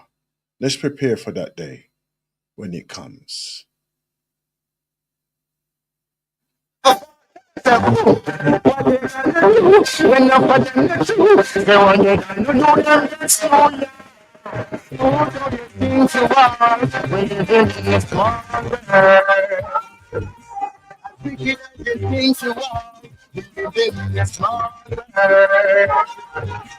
As well as the things you are, we live in a small world. As well as the things you are, we live in a alright, that's the truth. When I say send him tea or you drink it then, and the fire getting burnt, that's the truth. When they will try to escape, when they will be nowhere to run, that's the truth. When I say they handed over pounds, when trains and bullets and guns, that's the when you power still up, because I see what they get to shoot them from all the little and the day I would love to see them for all those people they go to the and try to take things out of place, run away to space, to them in the air. You wanna just you have to get the place when they find out that them can't escape. That mistakes and the people them trace. Smile. Nothing. When I send them tea or don't drink it right, and the fire getting fun. When they will try to escape and with me, nowhere to run. When I just see they handing over fans, they bring and bullets and guns. When you are a celebration, everybody gets to do them out of this stuff. Who do you think you are when you live in a small world? Wicked as you think you are when you live in a small world. Slick as you think you are when you live in a small world. The things you want, which is enough. Come on, say you're not tomorrow. Make sure you feel about anytime you borrow. Make sure you don't let your life in a sorrow. Make sure you're not leave that shit like power. Make sure you break no push out in a barrow. Make sure you make them walk out and borrow. Make sure you make the face and not narrow. Children, when I said that they feel all those wicked men, and the fire getting burned, when they will try to escape, when they will be nowhere to run. When I said that they handed over guns and pains and bullets and guns. When the miraculous creation I got, you wings are the heavens that is done. I will remain the same. Daily back to the fire and watch them going up in flames. For all the innocent going down. You have to pay for the shadow and chain. And pay for this washing of the brain. And pay for these guns and cocaine. This became the name. Alright, that's the way. When I say tendency, all those wicked men. And the fire getting burned. That's the way. When they will try to escape and they will Nowhere to run. When I said we ain't handed over fans, they beans and bullets and guns. When we are from the fire, I want on the repeat. Pick up on the I don't know what I'm saying. Because the day it will be. This is the powers of the triunity.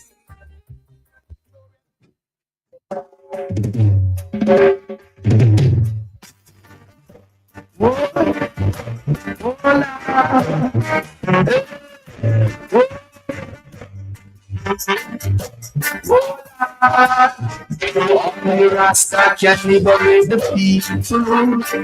Over hills and valleys, so don't let them fool you. Don't believe a minute that they are with you. Free the people. Over hills and valleys, so don't let them fool you. Don't believe a minute. They don't like you. Why try to make I am happy? Really, I don't know. If it was up to them, my friend, you would never see the sun on the snow. Through that mystic dark communication within, we keep on coming together. I love to see brothers and sisters looking out for one another. That's the way it should be, not contrary. Stop tearing down each other. Only that stop with the people. Over hills and valleys soon. Don't let them fool you. Don't believe 1 minute that they are with you. Stop with the people. Over hills and valleys soon. Don't let them fool you. Don't believe 1 minute that they are with you. You just behave like they want you to. Arrogance is much different from ignorance. I know you feel the same way too. Many men is like with nothing to do. No reason why they are so that and do. Blessings to much things to do. Not a moment to reflect on the spirit of life. To free the people. Over hills and valleys, so don't let them fool you. Don't believe a minute that they are with you. I free the people. Over hills and valleys, so don't let them fool you. Don't believe 1 minute they don't like you. It's hard, it's hard, it's hard. It's hard, it's hard, it's hard. It's hard, it's hard,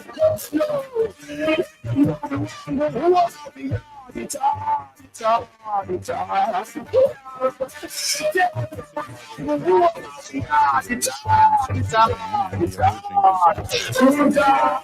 Is there any only Rasta free the people?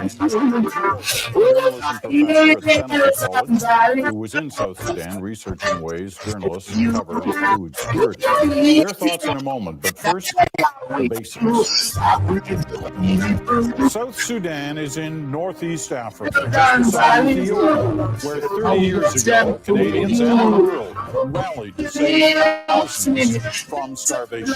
The map shows South Sudan's predicament today. The worst hit areas in red. There are 11.3 million people in South Sudan. Almost half of them face hunger today. They simply do not have enough food. 1 million are children. 100,000 are at immediate risk of death. Let me say that again. 100,000 are at immediate risk of death. How has Canada responded? $119 million to affected countries in Northeast Africa, 37 million of that to South Sudan.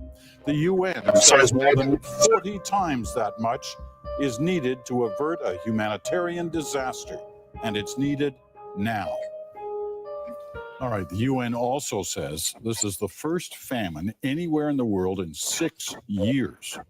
So if you accept that, where do you place the major part of the blame? Is it in climate or is it the civil war that's going on, especially in South Sudan? Peter, in this situation, a famine is a catastrophe in slow motion, or at least it starts off as a catastrophe in slow motion, and several things have to go wrong at once. It's kind of the perfect storm. And so in this case, it is the rise of instability, of violence within that part of the world, within the countries that have been affected, but also compounded by climate change, by drought, by economic pressures, inflationary pressures, migration and displacement, that sort of thing. And so all of these things happening at the same time have led us to this unfortunate situation with now 20 million people at risk, which, as you mentioned, the United Nations has declared that to be the largest number of people at risk since World War II. So it's a really critical situation. So one element needs the others as well for it to develop into this kind of situation. Exactly. And famine is not something that plagues stable governments in well-functioning democracies. Brian, any disagreement there? Absolutely none. And Sam's right to stress the slow motion aspect of that. We've had years of a build-up towards a catastrophe, not just in South Sudan, but the other countries mentioned, in Yemen, in Somalia, in northern East Nigeria. It's there. There's also, besides the violence, which I put down as primary, the poor governance, which is in many cases no governance at all, but also economic catastrophe of enormous level. I mean, the death of so many commodities, the slow depression that befell the commodity market, basically left so many countries in Africa with poor exchange rates. They had to pay more money to bring food in. Inflation in parts of South Sudan, I think, is hitting 800% a year. How can the poor, how can the basically homeless, subsistence farmers possibly survive? Kennedy, you've been there. You've studied this situation. There's been a civil war there now for 3 years. A lot of blame is being placed on the government in Sudan, South Sudan, in allowing this to unfold the way it is. Is that fair to place that blame? I think that's a very fair, assessment from a lot of international aid organizations, but also the United Nations and other South Sudanese watchers as well. I think what's happening is that people are running out from the brink of genocide into the arms of famine. And that is partly to do with the collapse of good leadership. There is when I first went to South Sudan in 2011, right after independence, we already saw the cracks of poor leadership and the jockeying of who wanted to lead the country between the two protagonists, the two men, Salva Kiir, who is the president right now, and his vice president, Riek Machar. And that continued. So, famine is not something that happens, just like Samantha said, in well-established democracies. Mm-hmm. So the reason it's happening in South Sudan is because I think the institutions are non-existent. We concentrated as an international community, even in East Africa, to build a state, the notion of statecraft. And we forgot the fundamental issues that were there, and building the capacity of those leaders to make informed, engaged, meaningful decisions that's going to lift up the standard of their people. Otherwise, we wouldn't be seeing what's unfolding right now in that country. Sam, you've got a team there now. What are they telling you? Well, I would certainly agree with that. And I would add to that on top of the government in many instances being implicated in this violence and in some of the atrocities that are taking place, and including things like recruitment of child soldiers, for example, rape and abuse of women.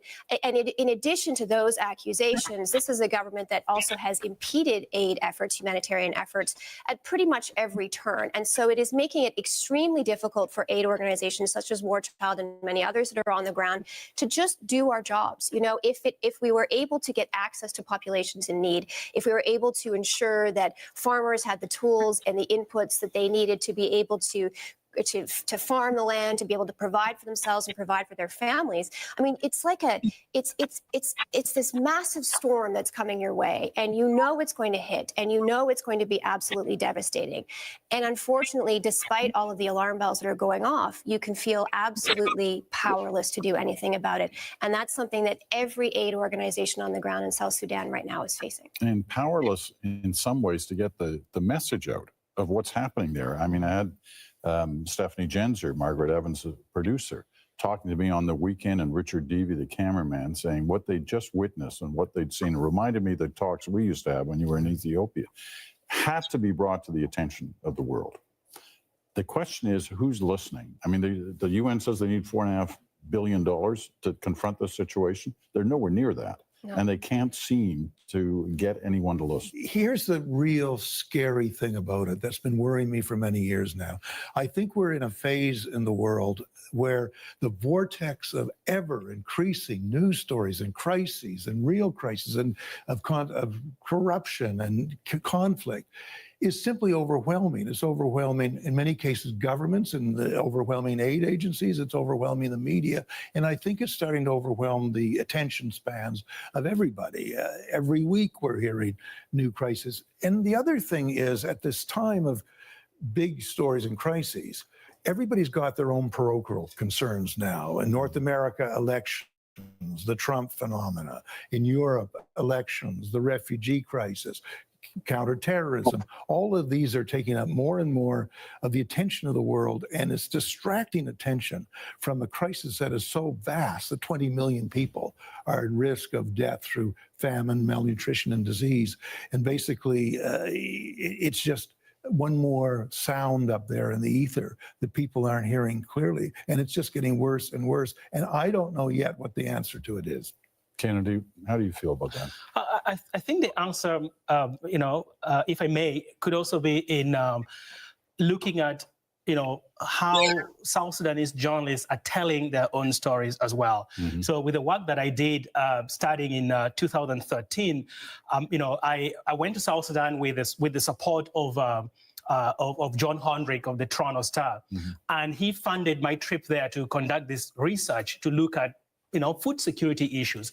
And I came back with a report. I've developed a prototype that allows for some kind of a mechanism to effectively report on food security issues and hunger and famine and all the evils that were unfolding in South Sudan. And so what I found there was that a lot of young South Sudanese journalists want to tell their stories. They want to get their stories out. And they have tapped into, some of them have tapped into the new wave of, digital liberation tools, Twitter, Facebook, and all the, WhatsApp, and all the gadgets, the tools that we have. And that, in some ways, is getting the stories out, but it's not really reaching, I believe, the ears that are supposed to make those critical decisions, whether it's in Ottawa or in Washington or London, Paris, all these major Western cities that need to hear what's going on in South Sudan.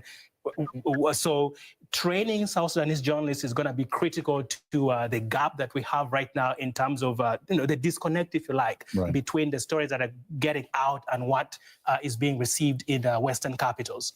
Sam? I certainly agree with that, and I think it is going to take a monumental global political effort to react to this crisis. And when do we reach the tipping point on that? It would seem to be that early warnings are not sufficient. We know 100,000 children are immediately at risk. We know millions more are at serious risk, serious threat in terms of their health and well-being. Are we going to have to get to another situation like the Ethiopian famine, where the images are so overwhelming and incontrovertible that we are compelled to do the right thing as an international community? Famine is preventable, and it's often this kind of patchworky approach that can, in some instances, and this over-reliance on food aid and that kind of thing that doesn't take a long-term view of these challenges, that can inadvertently, unfortunately, make it worse.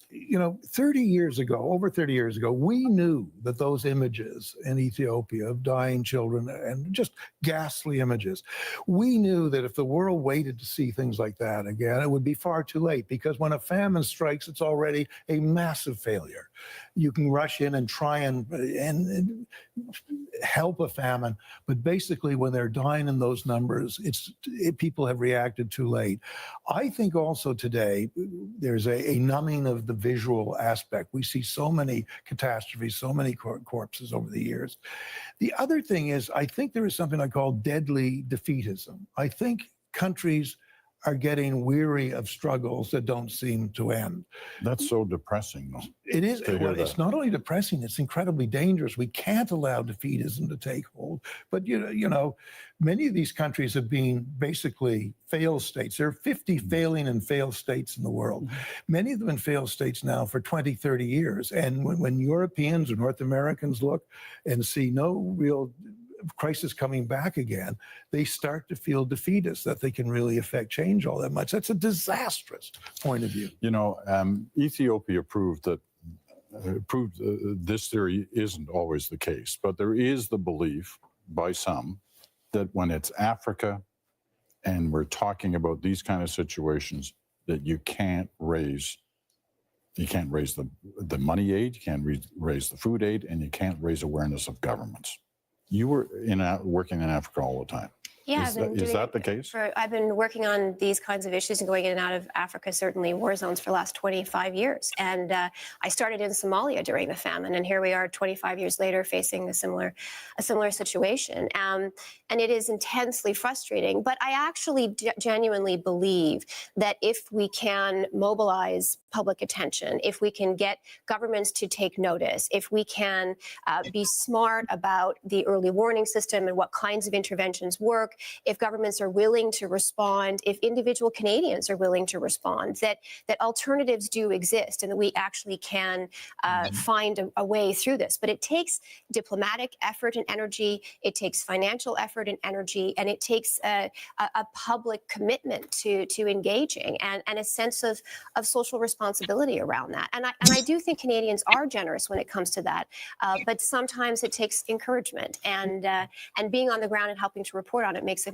big difference there. I've only got 30 seconds left. Kennedy, give us the closing thought here. I strongly believe that the international community has the responsibility to protect South Sudanese citizens from famine and this barbarity that's going on in the context of civilians being killed indiscriminately.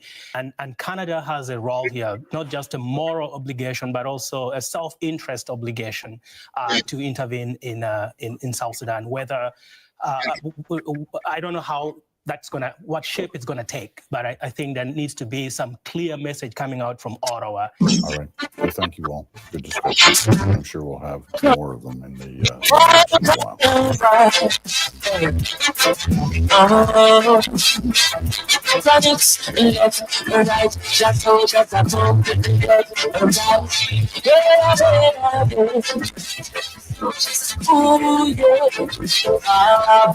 And then say, here comes trouble, here comes the danger, and by the Savior, welcome to the truth. I start with truth, soldiers to say, I am here comes trouble, here comes the danger, welcome the Savior, welcome to the truth. You're not to ask yourself, I did general, if you win a bargain, the people them about, them you're a mediocre. People are got child when you turn in a Ethiopia. Believing from John, for them life no easy voter. Even one time, say it's not an easy road.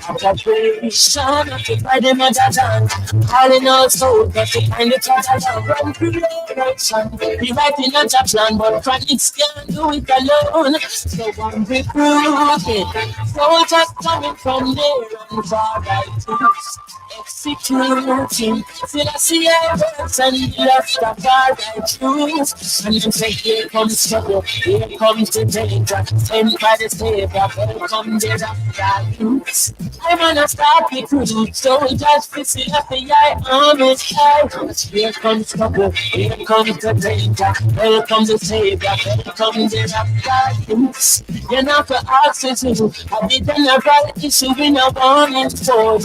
Waving the banner red, green and gold. It is such a honor for 15s and gold. It's covered in stones and trees and strong. And even in the soul, it's got Jesus soul. What's the youth missing every day? Can't sit down, that I feel if you were. Bring the fire in a ground, that I feel if you purge. But I can't do it alone. Sorry, Soldiers coming from there and far right. Executing. Still I see I works and be like the father. Here comes trouble. Here comes the danger. Sent by the Savior. Welcome the Rasta. I know you start with two. Soldiers still I see I army. Here comes trouble. Here comes the danger. Welcome the Savior. Welcome the Rasta. You're not the officer. I did general issue in a warning time. Left and right, the soldiers are gone. Left side, the soldiers are gone. I could have never told me down the road. Yeah, I was the left, the soldiers are gone. Left right, the soldiers are gone. Left right, marching down, boy. Here comes my friend. And here comes danger. Rastafari send me come. As I was sent by the Savior. Here comes my friend. Here comes danger.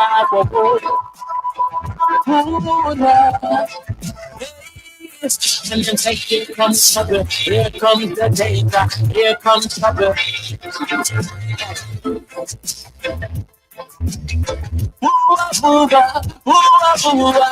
comes trouble, here comes the danger, sent by the Savior, welcome the Rasta.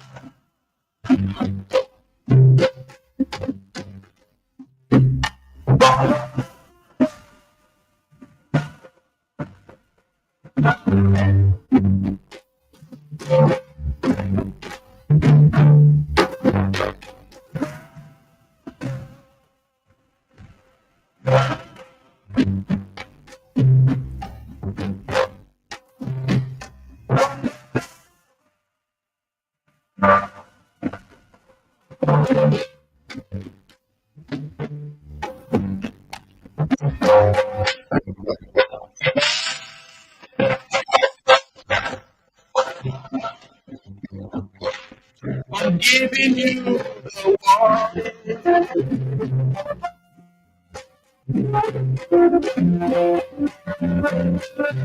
a new day started.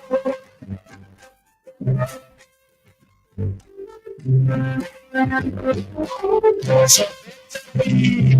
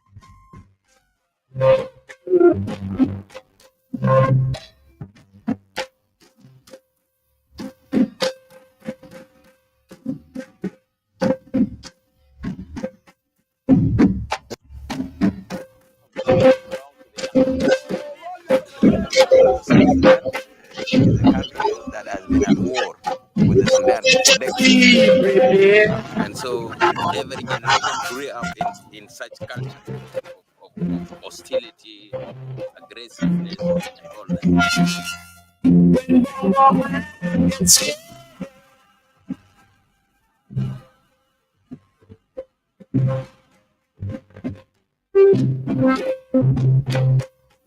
I'm giving you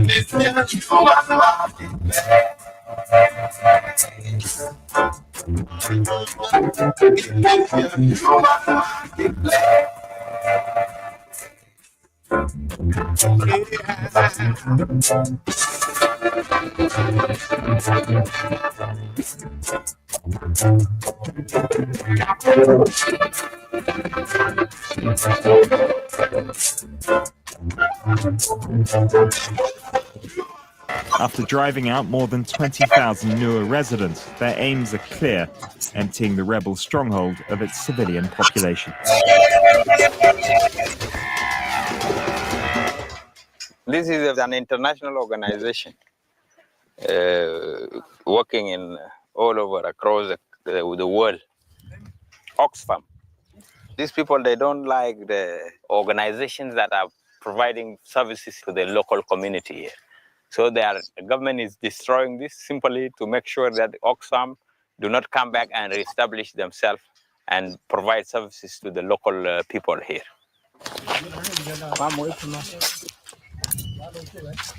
These attacks maintain a cycle of violence between the rebel Nuer and the opposing government-supporting Dinka.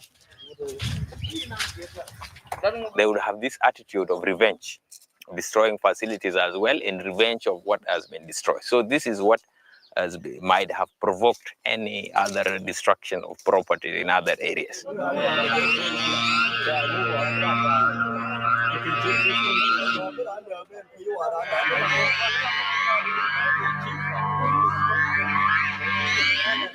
Ethnic massacres have been increasing on both sides. The capture of the nearby city of Wat by government troops led to the exodus of 40,000 Nuer civilians. I wasn't a soldier, I was just a normal guy. But the government started attacking families, women and children in the villages. That's why I decided to join the White Army, to defend myself and defend my family. Then the government attacked us. They had more artillery, and that's how I was wounded. They got me in the leg.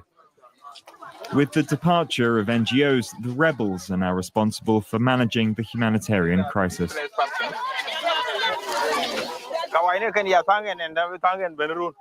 I've spoken to humanitarian workers, so you can move back to where you live and receive local aid in your region. Once you've gone back to your homes, food will be distributed to the women. We will ensure that nobody from the government can disrupt our distribution.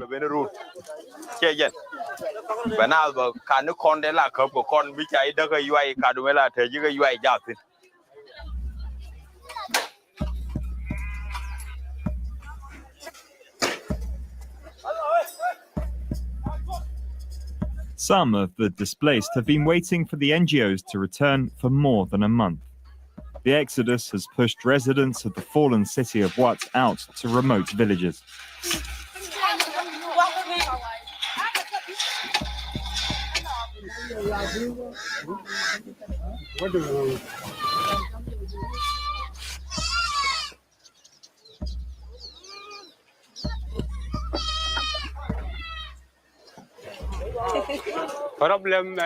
I'm not from here. It's the fighting that made me come. We don't have anywhere to live. No food, almost no water. We're just left to ourselves. And I've been here a year due to the war. We're dying of hunger. Look, that's all we have to eat. Just leaves to survive. That's all we have to eat. That's our meal. We put the leaves in water, we cook them, and when it's ready, we eat.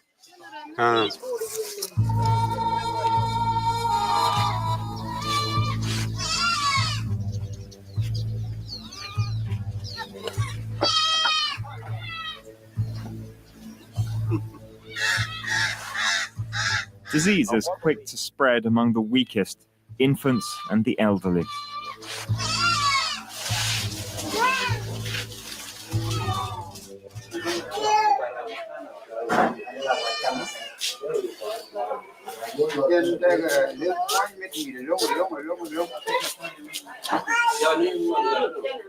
Who is Niadole's mother?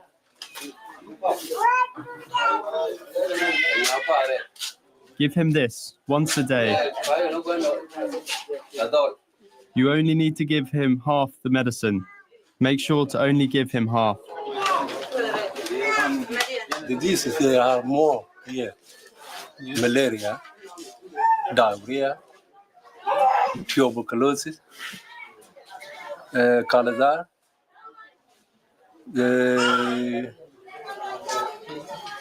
many diseases they are.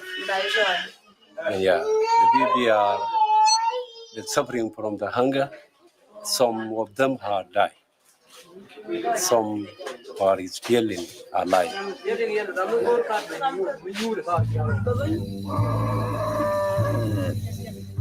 It's uncertain as to whether these displaced people will ever return home, or if the rebels will be able to retake their lost territory. At nightfall, a group of men try to launch a surprise attack on government troops.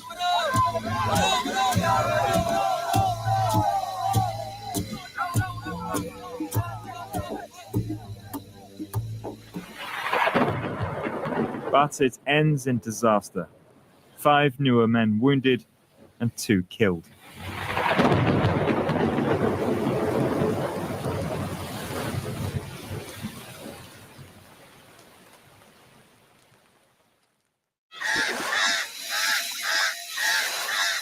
The war has not allowed people to cross the front lines. As the rebels feared, their civilians only want one thing: to flee as soon as possible.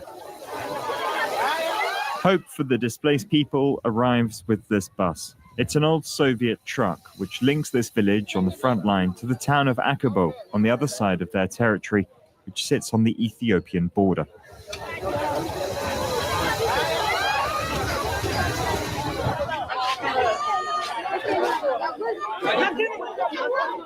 The men are held behind at the front, and only women and children can climb aboard. What's your name? Okay, slowly. One by one.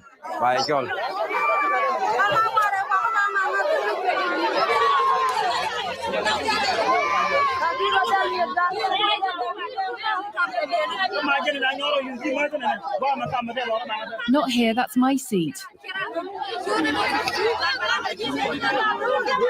Push this goat. There are many children on this bus who have nobody left to take care of them. That's the biggest problem. I'm returning to my father in Akabo because my husband was killed in a battle.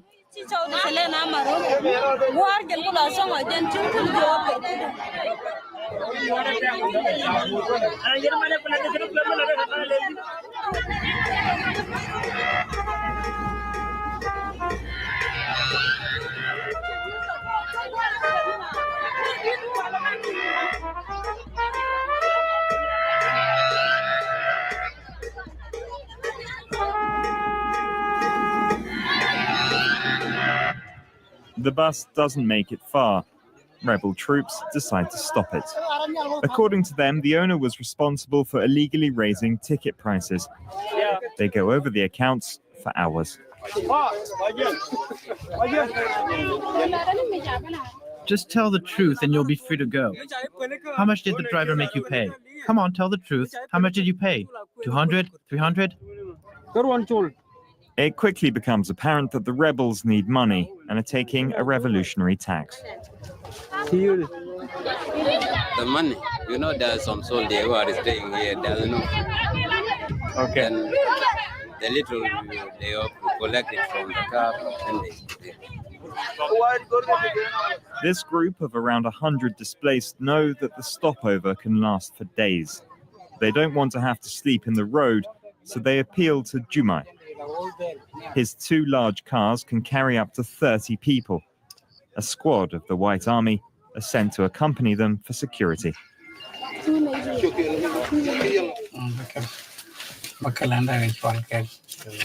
Yeah, actually, now we have 2 vehicles.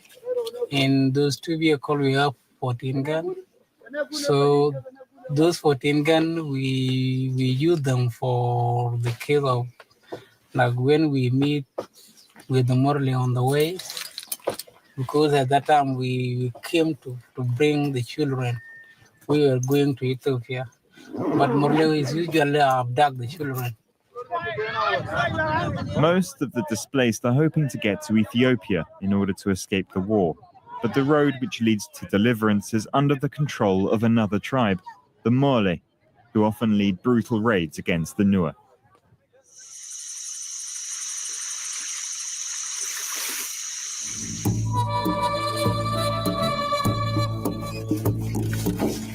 Jumai has taken to the road with around 30 displaced people.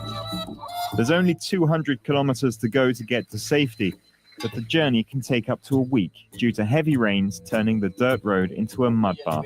The truck is constantly getting stuck.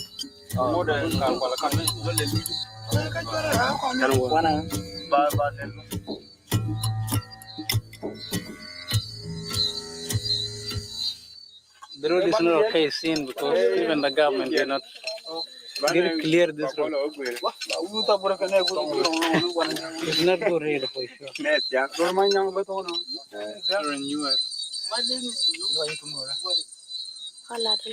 This trip's exhausted me. I'm so tired.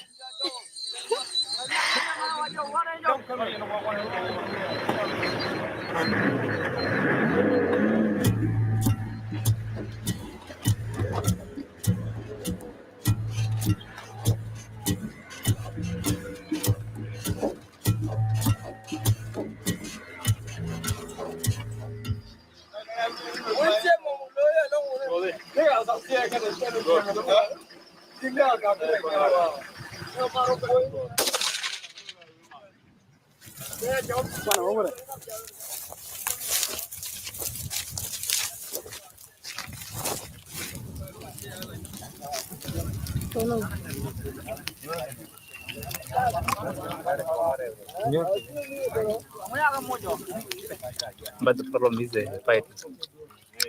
Another one is hunger. There's no food. 2 issues. There's no food in Nakuba West. Even fighting.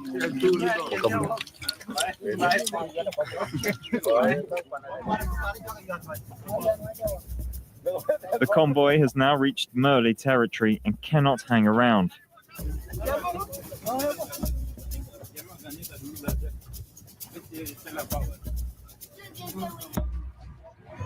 But there's another breakdown, and one of the trucks is completely stuck.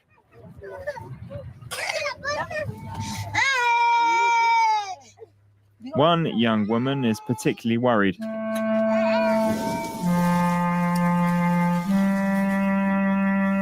She's 9 months pregnant, and her water has just broken.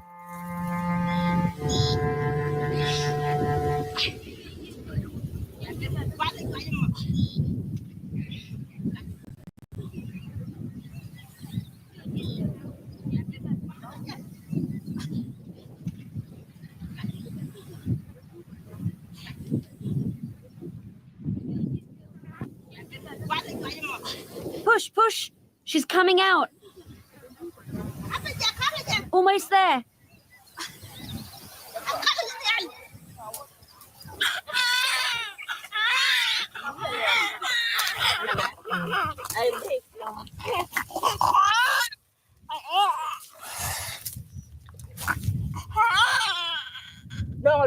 Get me something to cut the cord. Use a string from the rice sack.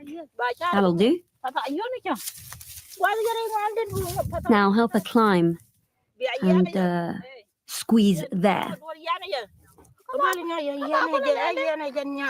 Hold the mother. Hold it tight.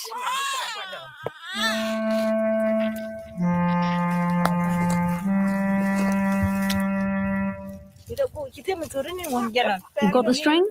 Now we're tied around the cord. You knew very well that it wasn't the right day to travel. Why did you get into this car?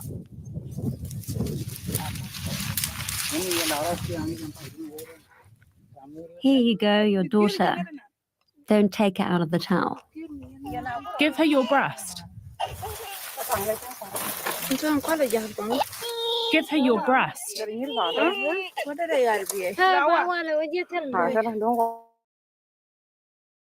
In the car. Okay, let's go. Let's go.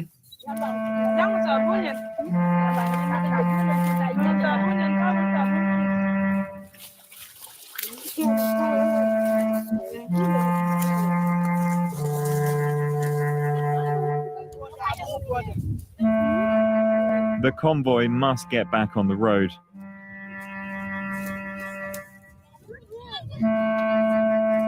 The young mother's given the small privilege to ride in the only car that's still operational. The other passengers must wait.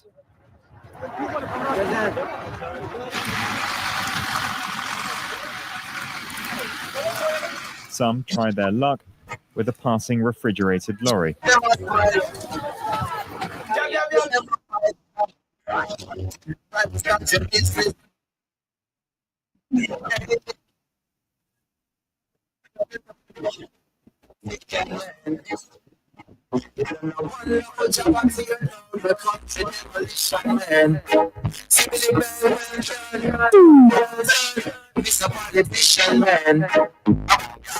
Such a great selling out the country with your business plan. Well, you forget a round of applause with all the work you're doing. The business where you make will let the country in a ruins. Yo, strictly personal again, you're pursuing such a tax rate higher than the planes where you're fluent.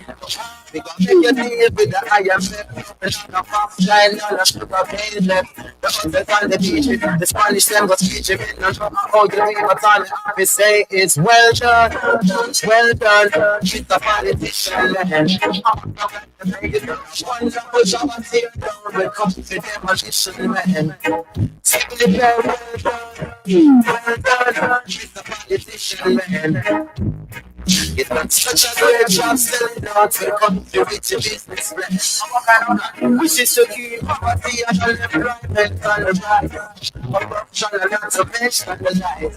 Election when attention, a price for your buy we can't talk, you not to mention the price.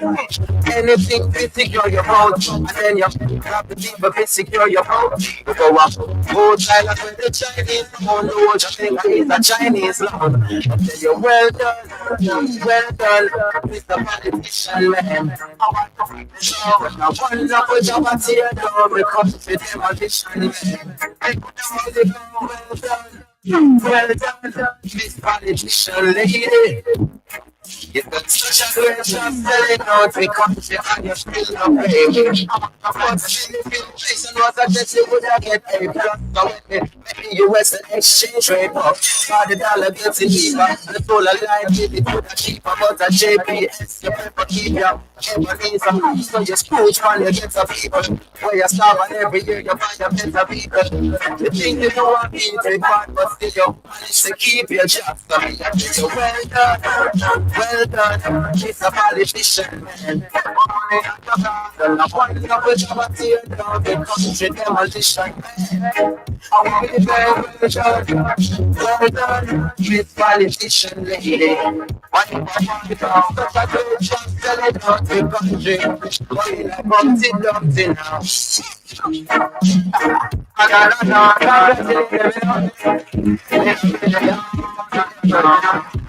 Yeah, man, I know things that are going on, you know.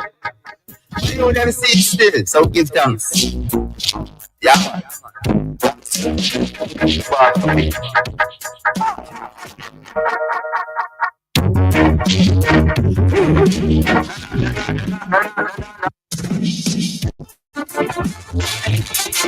Welcome.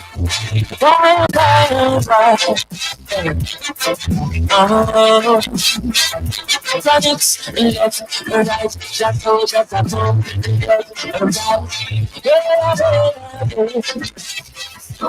ooh, yeah.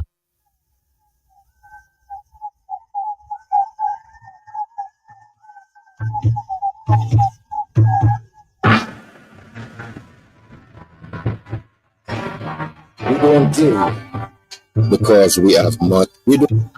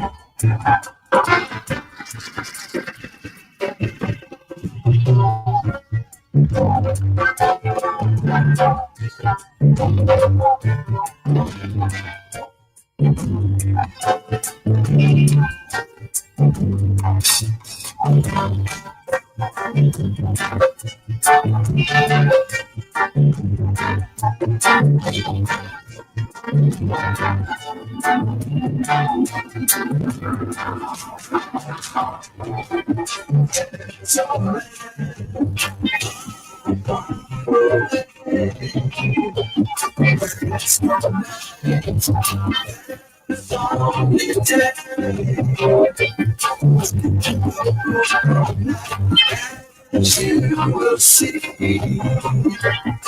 that's a land far away. That's a land far away. The King of Kings, still on his throne, he rules us all. Look into the book and you see that he rules us all. That he rules us all.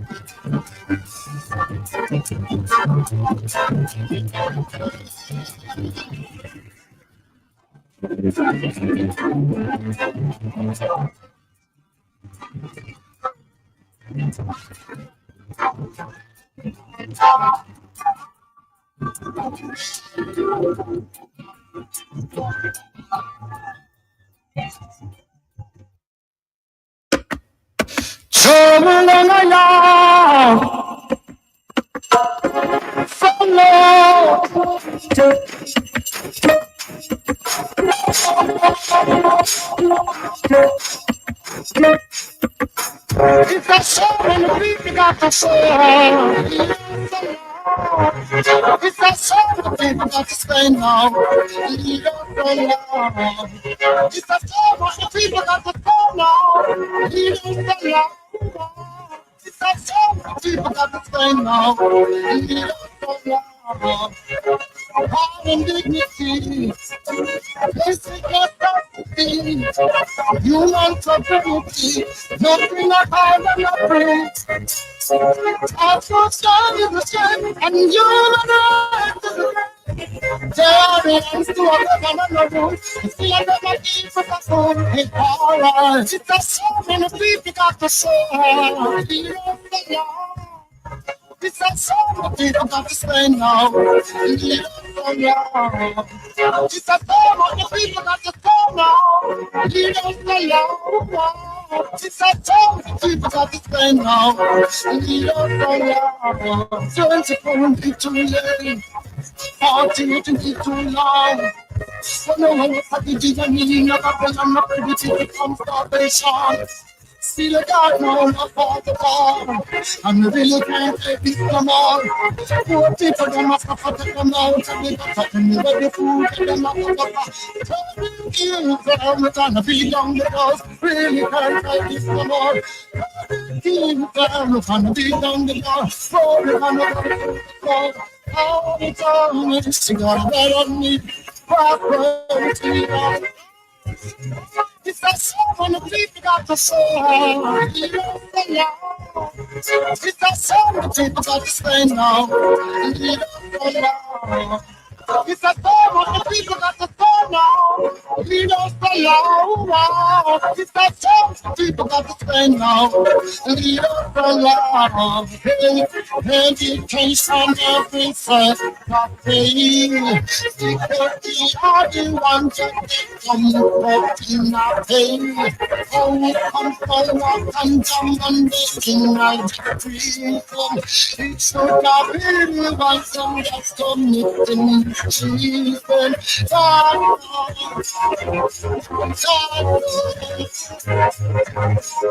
that song when the people got the soul. It's that song the people got to spend now. Lead us along. It's a song when the people got to spend now. Lead us along. It's a song the people got to spend now. Lead us along. It's a song when the people got to spend. Lead us along. It's a song the people got to spend now. Lead us along. It's a song when the people got to spend now. Lead us along. It's a song the people got to spend now. Lead us along. It's a song when the people got to sing. Lead us along. It's a song the people got to spend now. Lead us along. It's a song the people got to spend now. Lead us along.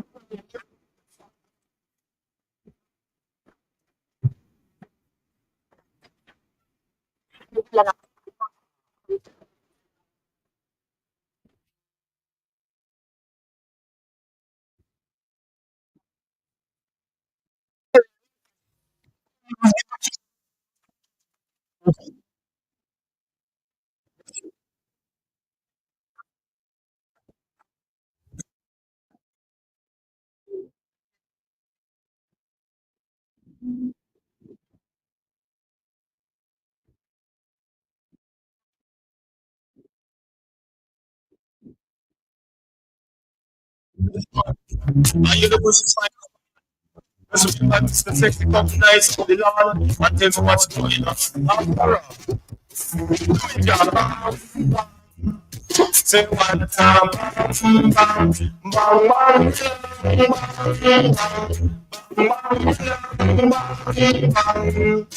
one time, bang. So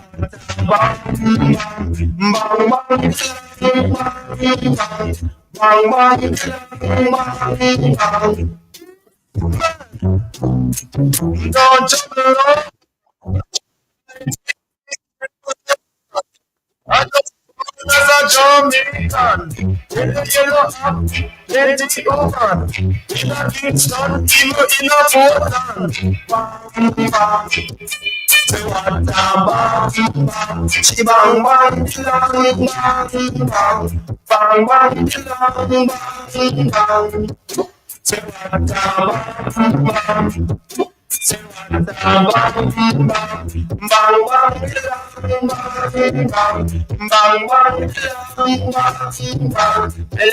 Jamaica, me I go to England. I hear Jamaica tell me say them come off me pan. Go off to me pass to the immigration. They say poor papa tell you fit in one song. Say what bang bang, chibang bang, bang bang, bang bang, bang bang. Say what bang bang, say what bang bang, bang bang, bang bang, bang. Say what bang bang, say what bang bang. Man, don't trouble over. I need yellow man. Yellow be nice of the land. Some say me they want the one King Kong. They don't know number one. Yellow man.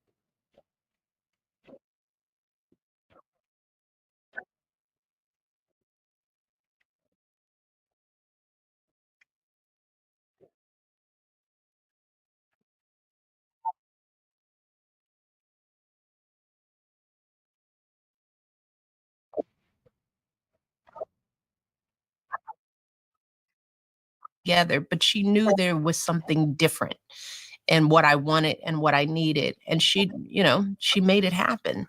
Does that teach you to respond to others who cry for that help? It probably does. I mean, I still think about the kids who were left behind. I mean, there's just something that really touches me about kids who are as bright as we are, because we grew up with them. My mother saw them. And the only difference between me and them was that they had a mother that cared. And a lot of their lives look totally different from ours because of that. And I find myself being that advocate for those kids, the kids who are underestimated and undersupported. And that turns out to be most kids all over the world. So I do find that moment for me was a defining in a pretty fundamental way about how I fight for kids in the way that I saw my mom fight for me. Race. One of the startling things with these two photos, mainly because I think it's this way around, but this is, I believe, what, second grade or something? That was first grade. First grade, and then this is seventh grade? Eighth.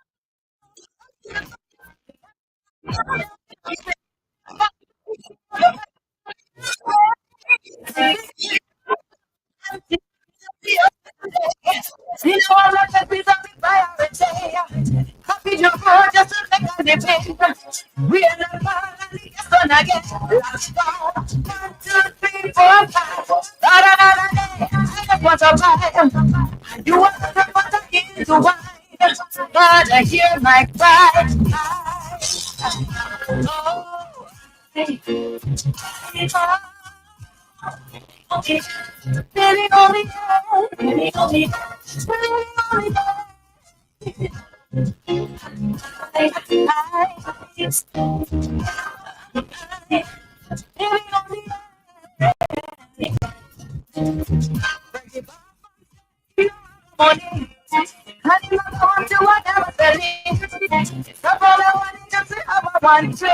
When he reached you up the house and sing, she goes in the office.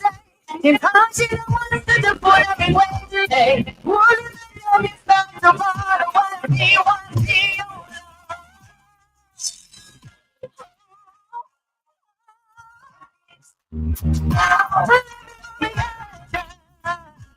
baby, don't be.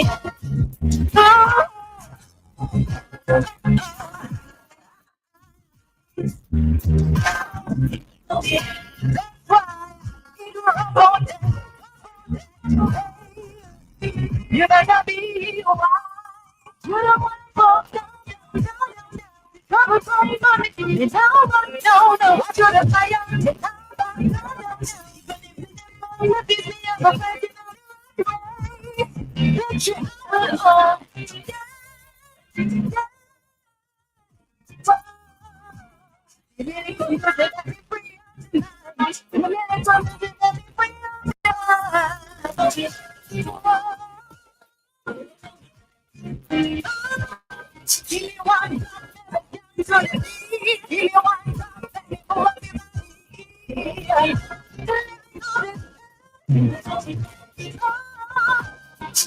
She pocket up the open today.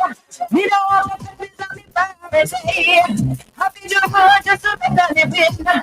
We are not finally gonna get lost down. 1, 2, 3, 4, 5. Another day, and that's what's right. Only you will get into wine.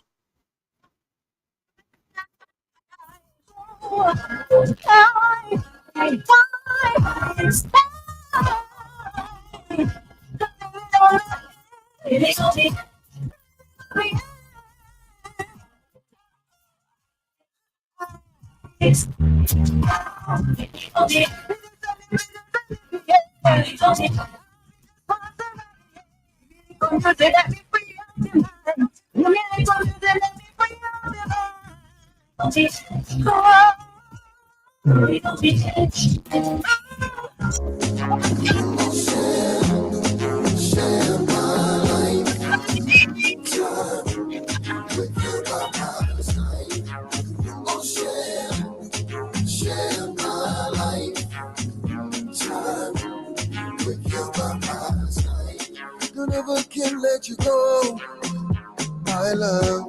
We don't need no other body. And we were made for this moment. So baby girl, just own it. We don't need nobody. And every day when I pray for you. I pray that you're safe and okay. I'll be there for you. I'm only a phone call away. Call on me. And if ever said just leave. There's no one who's more deserving than you. To whom I give my gratitude. No one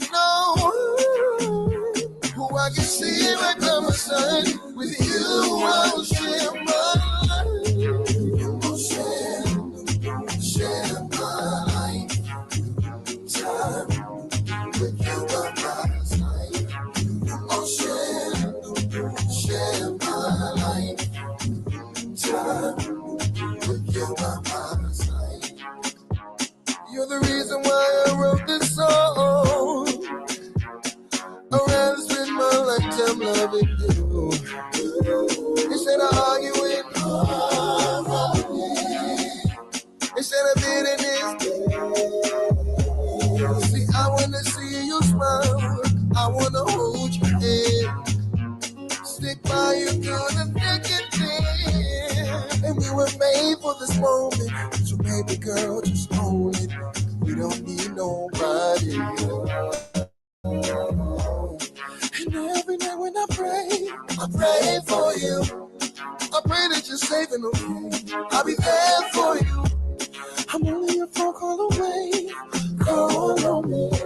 And if ever said okay, just leave. There's no one who's more deserving than you. To whom I give my gratitude. No one who I can see right by my side. With you, I'll share my life. I'll share my life. Time with you by my side. I'll share my life. Time with you by my side. Remember the times when we were young. We stayed on the phone till the break of dawn. Remember the time when we first met. We painted the town with our happiness. Remember when we were best of friends. Nothing could come between us. I'm begging, please don't give up now. 'Cause we haven't finished yet. I pray for you. This is now. Welcome to the carnival.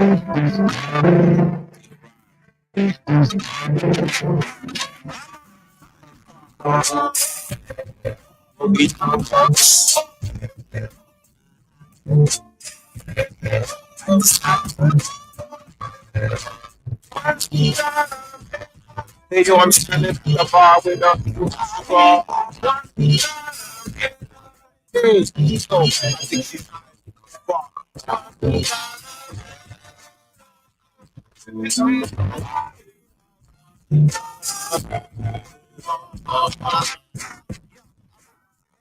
Overlooking you, I asked her what's her name. She said one kind of better.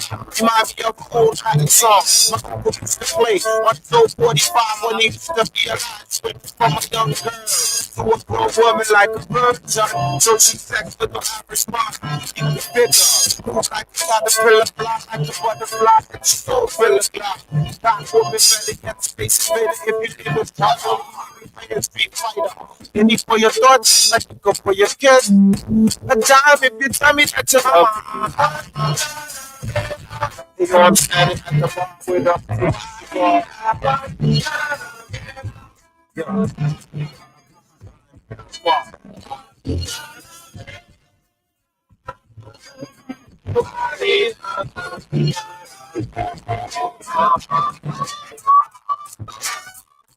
You speak English? Can I buy you a drink?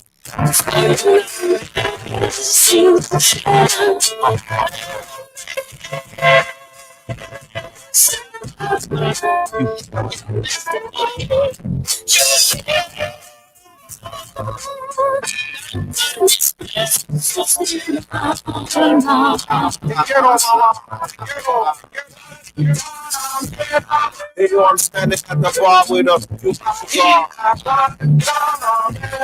Hey, yo, John Forte, she's eyeing far.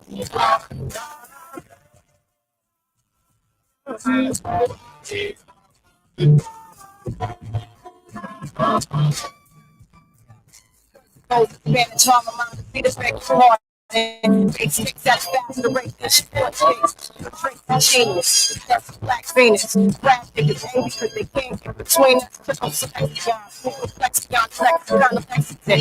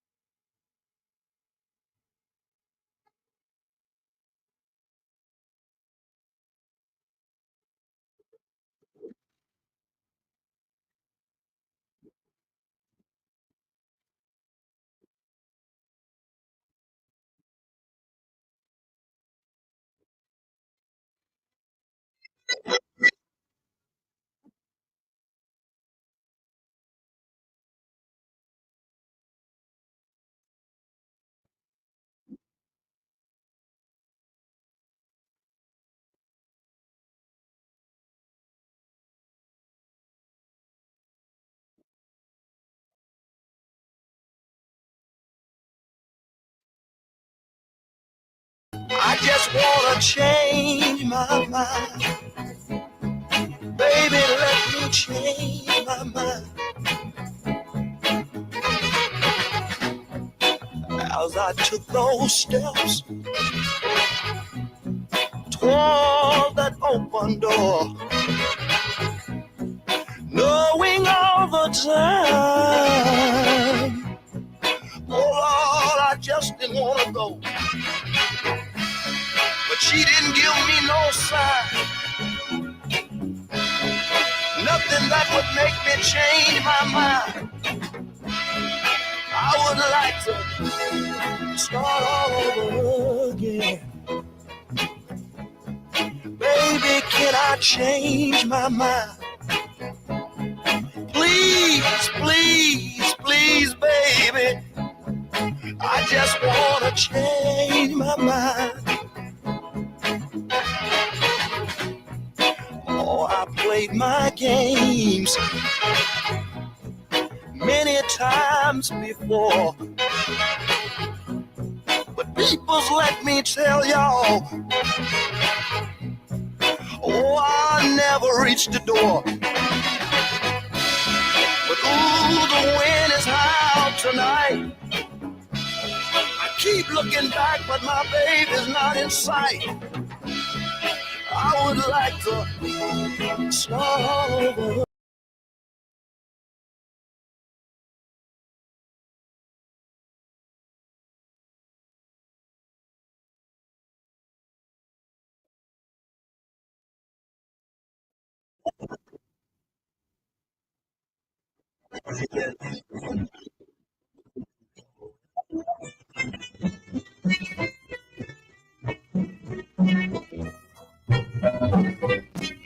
Dos gardenias para ti, con ella quiero decir, te quiero, te adoro, mi vida, ponle toda tu atención, que será tu corazón mío. Dos gardenias para ti, que tendrán todo de un beso, de esos besos que te di y te jamás te encontrarás en el calor de otro querer. A tu lado vivirán y te hablarán como cuando estás conmigo, y hasta te reirás.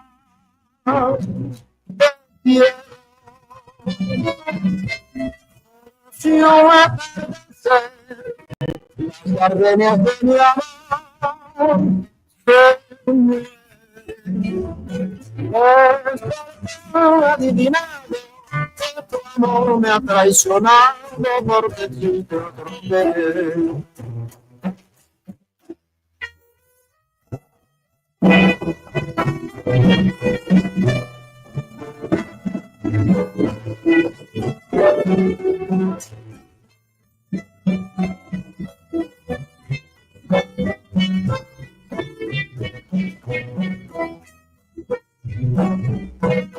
A tu lado vivirán y te hablarán por lo que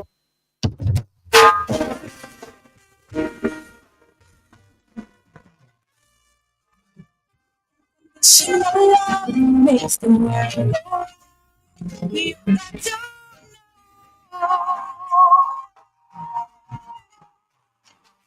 and if you have done your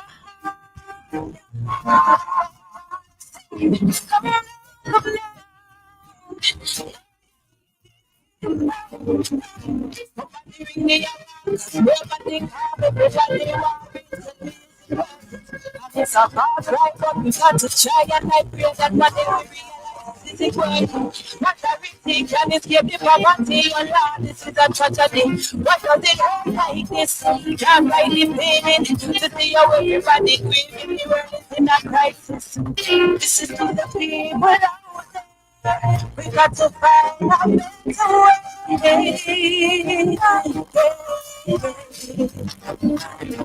To break free, this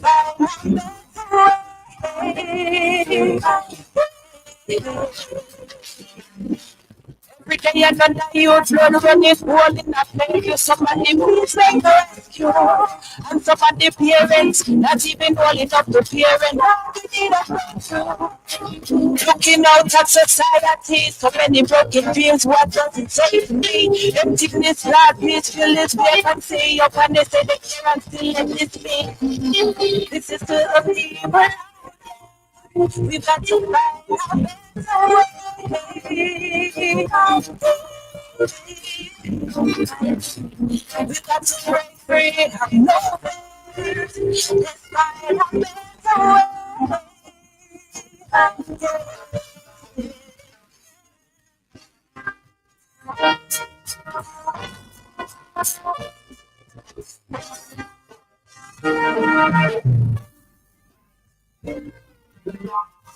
Tyranny supports rape. Never watch what them most nights. Can't let the system grow them. Having a 10 years time, you never know them. It take a village, but no one willing that they not in the dollar, not shilling. And if you know them, what make you not reassure them? Cause I regret when you can't control them. This is to the people. Yeah.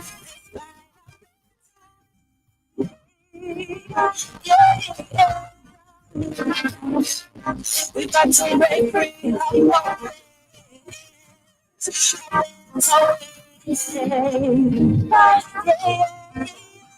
Welcome to my good technology, worldwide master. We keep them, got them in a tight grip.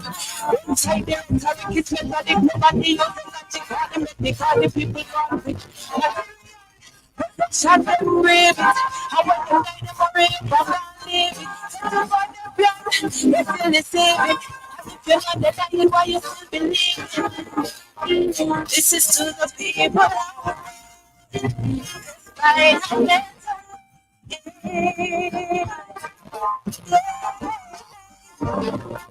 We've got to break free.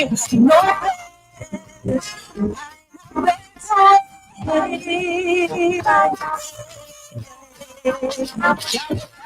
Because we are leader, and when them do it, if we not do it neither. Them a free here, change them a war breeder. Fire with the magistrates and play with the media. This one with the minister, the pope and the preacher. Tell them all the truth, so them not need no teacher. There's nothing really now your word by your speech. Do the ones that listening, I really hope it reach ya. Listen to the people.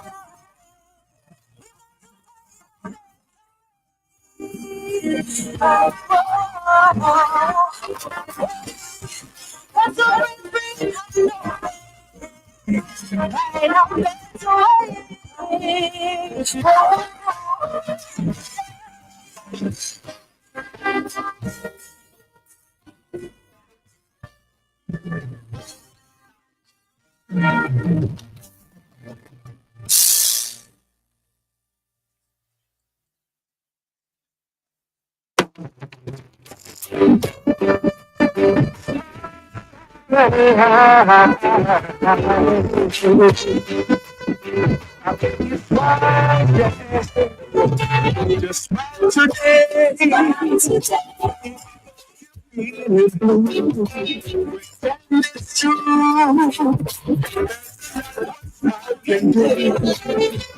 true. Can be acting this way, like the world is mother too.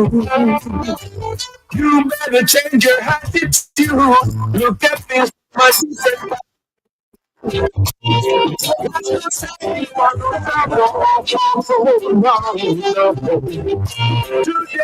it's funny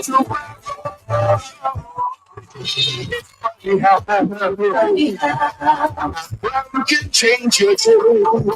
It's funny how a smile can go a long way. It's funny how a frown can make you feel down. It's funny how a smile turn everything around. Look at your face, change your expression. When you are sad, it gives a negative expression. Smile a while and keep your face away. Show the world you're promoting happiness.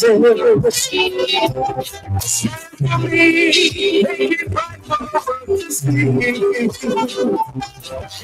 is fun today, take myself. It's funny how a frown can change your mood. It's funny how a smile can go a long way. It's funny how a frown can make you feel down. It's funny how a smile turns everything around.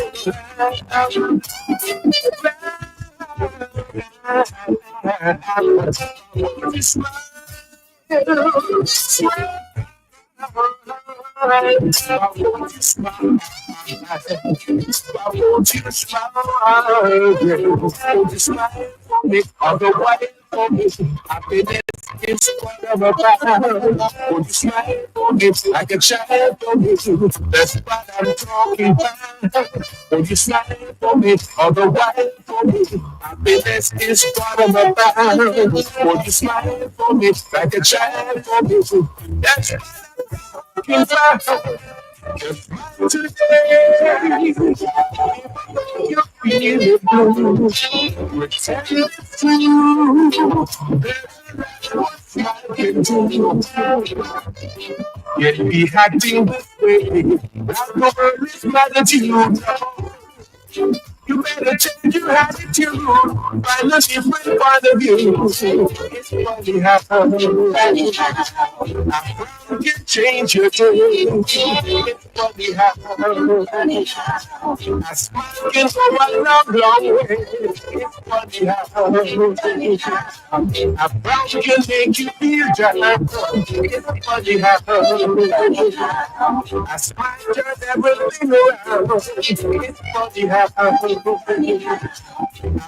you can change your day. It's funny how a smile can go a long way. It's funny how every day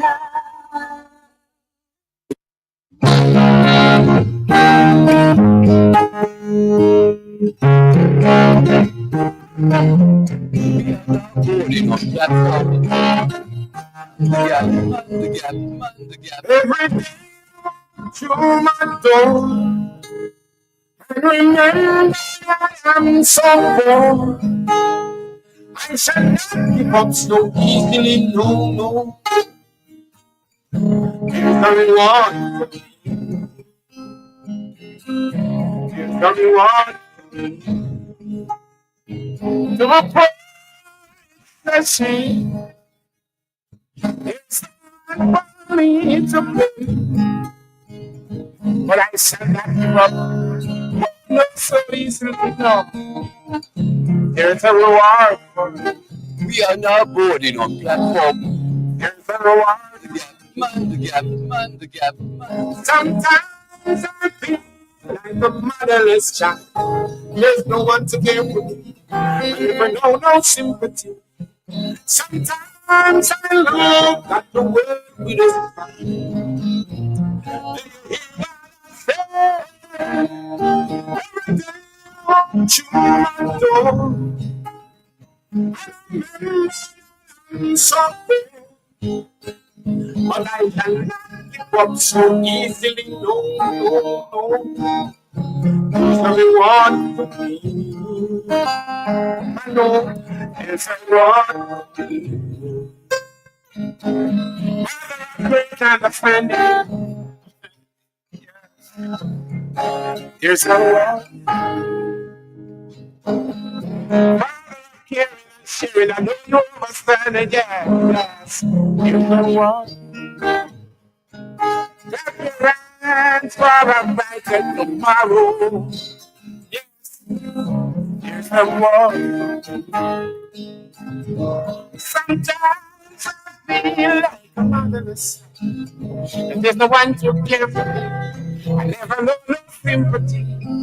Sometimes Look at the world with a smile. And you say,